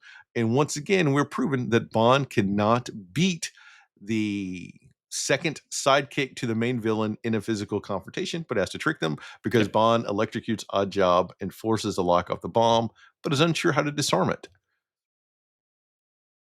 I'm Right. still going to pause there because that's a big scene before we wrap this up. Um, He couldn't beat Oddjob, Eddie. He couldn't beat God, I forgot his name now. Even the semi-silent protagonist from Russia with Love, he always has to trick them when it right. comes down to a real physical fight with someone that is equal or better than he is. Which I like. I mean, I do like the I honestly, I like it better when James Bond tricks his opponents as opposed to when he just simply batters them. But, I mean, like, there's gonna be punching, it's a James Bond film, I recognize this. But when there's something clever involved, I tend to prefer that. Um, which why I like Daniel Craig's Bonds more now comes into question because he doesn't do much of that. But anyway, um, no, the reason why I was pausing initially was because uh, I don't know why this is the part of the film that strikes me as most implausible, given everything we just talked about. But Could it coordinating be hundreds of thousands of people to fall over at the exact same time. that's it? That's the hardest part to believe. because the movie goes through great lengths to show you multiple sleeves of completely different people all falling over exactly on cue every time a plane goes by. And then it's like, nope, they were just warned ahead of time to fall over when they hear a plane sound, and they all do it exactly at the same moment. And sometimes in places where they would get hurt if they fell over, without being careful about it. And I'm just like, no, no, no. Now you've lost me. If they had just should have like should have standing up, the plane going by, and then them being on the ground, I almost would have bought that more, right? But no, it's just then like literally you can almost hear someone off camera go now, and then But then you wouldn't get the action shot of them falling. It's essential. Um, Funny enough, though, they requested access to Fort Knox to be able to see what it looks like inside, and they were given a uh-huh. quick and staunch no. So they had to envision what they think it would look like. So that's what we get, what we have now. Which is fine. It looks about what I would expect Fort Knox to look like. So yeah, that works fine for me. Um, It's a good scene, but yeah, but no, it's honest, like most Bond movies where the army runs in at the end of the day and they have a big fight. It's okay. right? Pew, pew, pew, pew, pew, pew, pew, pew, pew, you're right. The odd job fight scene is by far the most interesting part of this chunk. Um, and it's a great fight, honestly. Uh, After killing Goldfinger's men, US troops open the vault and a specialist turns off the device with 0 seconds remaining. Bond boards a jet to have lunch with the president at the White House, but Goldfinger hijacks a plane, tying up the crew in the hangar and putting Pussy in the cockpit. Bond and Goldfinger fight for Goldfinger's gun, which fires, shattering a window, creating an explosive decompression. Goldfinger is blown out of the window into outer space. Bond and Pussy parachute from the crashing plane, and search helicopters pass over the unseen pair. Pussy tries to alert them, but Bond playfully declares, "This is no time to be rescued," and draws the parachute over them. right. Um, I have to say the him trying to defuse the bomb and trying to get uncuffed from the bomb, 'cause, like, this is a bit of an overlap. He's cuffed to the bomb and tries to get rid of the bomb during the fight with Oddjob, and then he comes back to the bomb and tries to actually defuse it.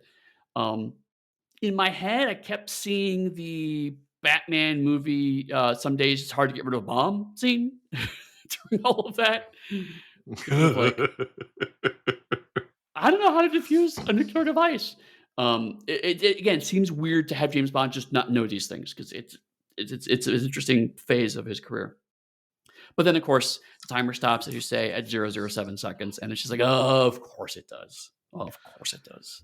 I loved the fact he didn't know how to disarm it, and I love the fact that it stopped at Yeah. like the 0.007 seconds, because it goes back to part of like Hamilton's thing is that Bond can't do everything. He can do a lot of stuff, but he can't do everything, and it constantly Right. shows moments of weakness for Bond throughout the film. But he's still a super spy at the whole time, so like that balance is fascinating to watch.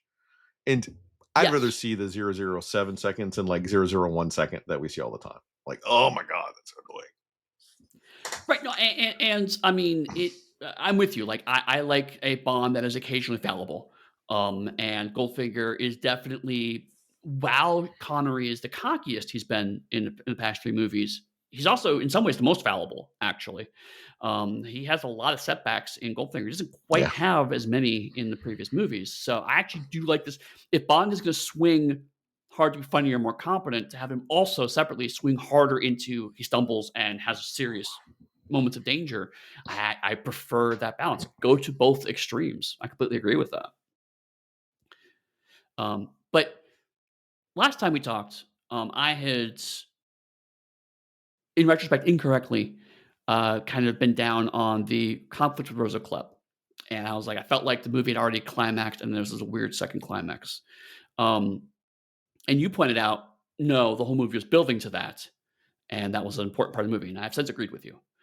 We have the same thing here in the sense that Bond's joke about that you quoted about the explosive decompression then pays off in this climax, Yep. but it still feels like it's coming after the actual climax of the film. And so, like, I think what's actually happened in these past two films is it's really a double climax.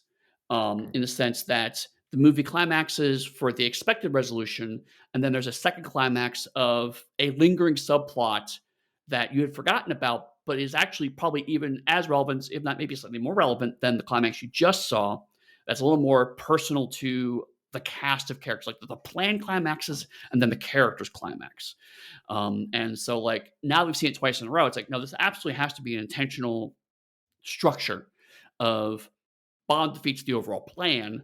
In both cases, that was the first climax, and then now he has a second climax where he defeats the actual people responsible for the plan in a separate set of peril and danger that is rapid, but still comes on the heels of the first climax. Yeah, I agree. The other part about this though is, so I defended the one for From Rush with Love, and I understand why this one's here. This one feels erroneous though, but they tried to offset that by showing during the gun battle that Goldfinger is actually a threat himself because he tricks some military guys and then he pulls out like a machine gun and he kills, I think, like 10 military guys by himself. So showing that he is an Right. actual physical threat also late in the movie that you didn't get before. So that is also something that's building up to this moment so we can have this scene. So when Goldfinger pulls a gun on Bond, there's actual threat that he may be able to kill Bond since you've just seen him literally kill a dozen soldiers. Right.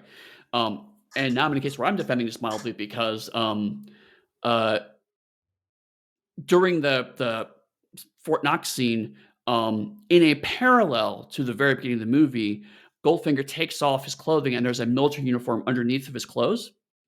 So he was prepared for disguising himself as a military personnel to then cause confusion, a parallel to James Bond taking off the wetsuit and having the tuxedo underneath.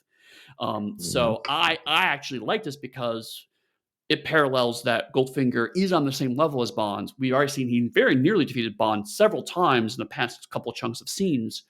So him escaping and having this fight is does resolve that.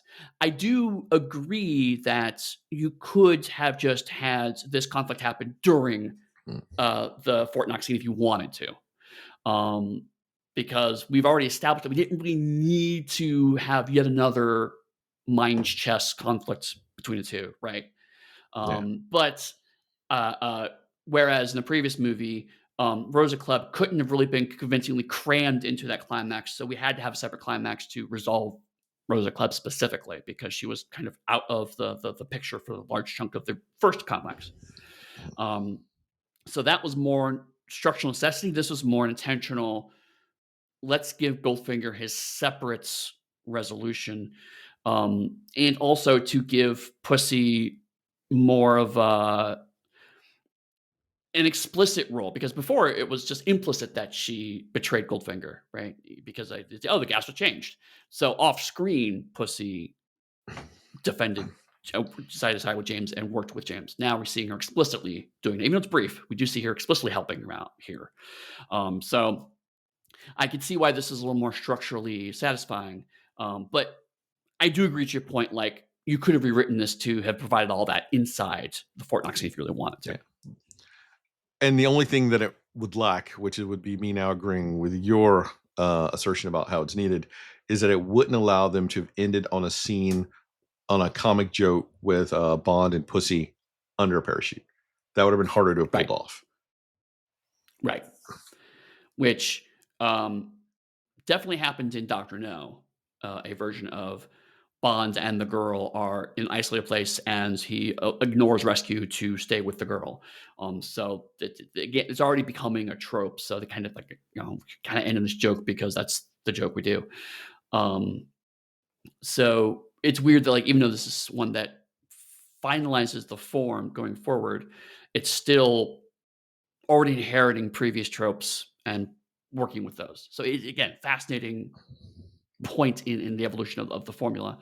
Um, but yeah, I agree with you. I think this bit needed to be here. I don't think you could have as convinced. I don't think the movie would have been as strong if you had folded it all together. Because also there's Yeah. been just a lot of climax at once. It does give you a chance to breathe for a second. Because because really, I mean, if you think about it, Goldfinger leaves, then you have the fight with Oddjob, and then you have the defusing of the bomb. before Goldfinger comes back into the movie. So there's actually a bit of a gap between the last time Bond is dealing with Goldfinger's shenanigans and we see him again. So it's not a surprise he comes back, but it is a bit of a, oh, it's been a minute since we saw him. Boop, there he comes again. You know, Then, do you have any final closing thoughts on Goldfinger? we're done. We finished it finally. Hooray! We'll see. They'll probably um, just recorded blank air the whole time. Final thoughts on Goldfinger. oh Jesus, don't tell me that. Don't tell me that. I'm already nervous enough about that. Um, no, I mean, otherwise, I'm glad we finally got through this. I mean, at the beginning, obviously, we were frustrated. It's like, ah, we've tried to record this several times now. I'm glad we finally got through it. But also, uh, I'm I'm still trying to kind of figure out what my favorite James Bond movies are. I don't know if Goldfinger's at the top, but it is certainly up there. It is one of my more, like you said, last time I watched the special features for The Spy Who Loved Me. This time I just watched the movie because I just really want to watch Goldfinger again, and that's how I feel about it. It's like I was like, oh, I had a chance to watch Goldfinger again, even though I watched it 3 months previously. I just enjoy watching this movie. It's just good cinema, frankly. As Yeah. frustrating as it can be at times, as problematic as it can be at times, it's just a solid fucking film. And something we touched on one of the other times is that this is a weird ass movie, if you think about it. Yeah, And it's like a weird how they put the scenes together, how things have been stitched in. And it only works as well as it does is because of the leads they brought in who are so invested in making it work that they sweep you up in the adventure, which, as you're saying, makes it totally watchable. But it also then helps you turn off that part of your brain that wants to analyze it as you watch it, which is what great media does. It tells you a story and it brings you into it and makes you a part of it. And this film does it. yeah. Even every time I watch it, I've seen it a dozen times over the years, quite a few the past month, but still. And it hits home. Like there are different pieces of it that'll hit home on different days. And even though I've seen it so many times, I'm still moved by different parts of it whenever they occur during the film. It's a Yeah, masterpiece and for actually, itself. to your point, like we said it already, you know, the energy between Goldfinger and Bond is fantastic, but weirdly we kind of glossed over it. But like your comment about Honor Blackman, she's in half the film. Like she's not even like all the way through. She comes in like over an hour into the movie, just first time on screen. She's not referenced. She just bam, and then she makes you feel like she's been there the whole time. The Yeah. chemistry between her and Connery is amazing. Um, and even though it is deeply problematic about the nature of the relationship and how it's scripted, and even from the book perspective, it still feels organic. It feels like these two, they just when they're on screen together, they're amazing. So it's a chemistry that is not often replicated in the Bond movies going forward, but certainly it light years better than the chemistry Bond had with the girl in Spy Who Loved Me, which is frustrating.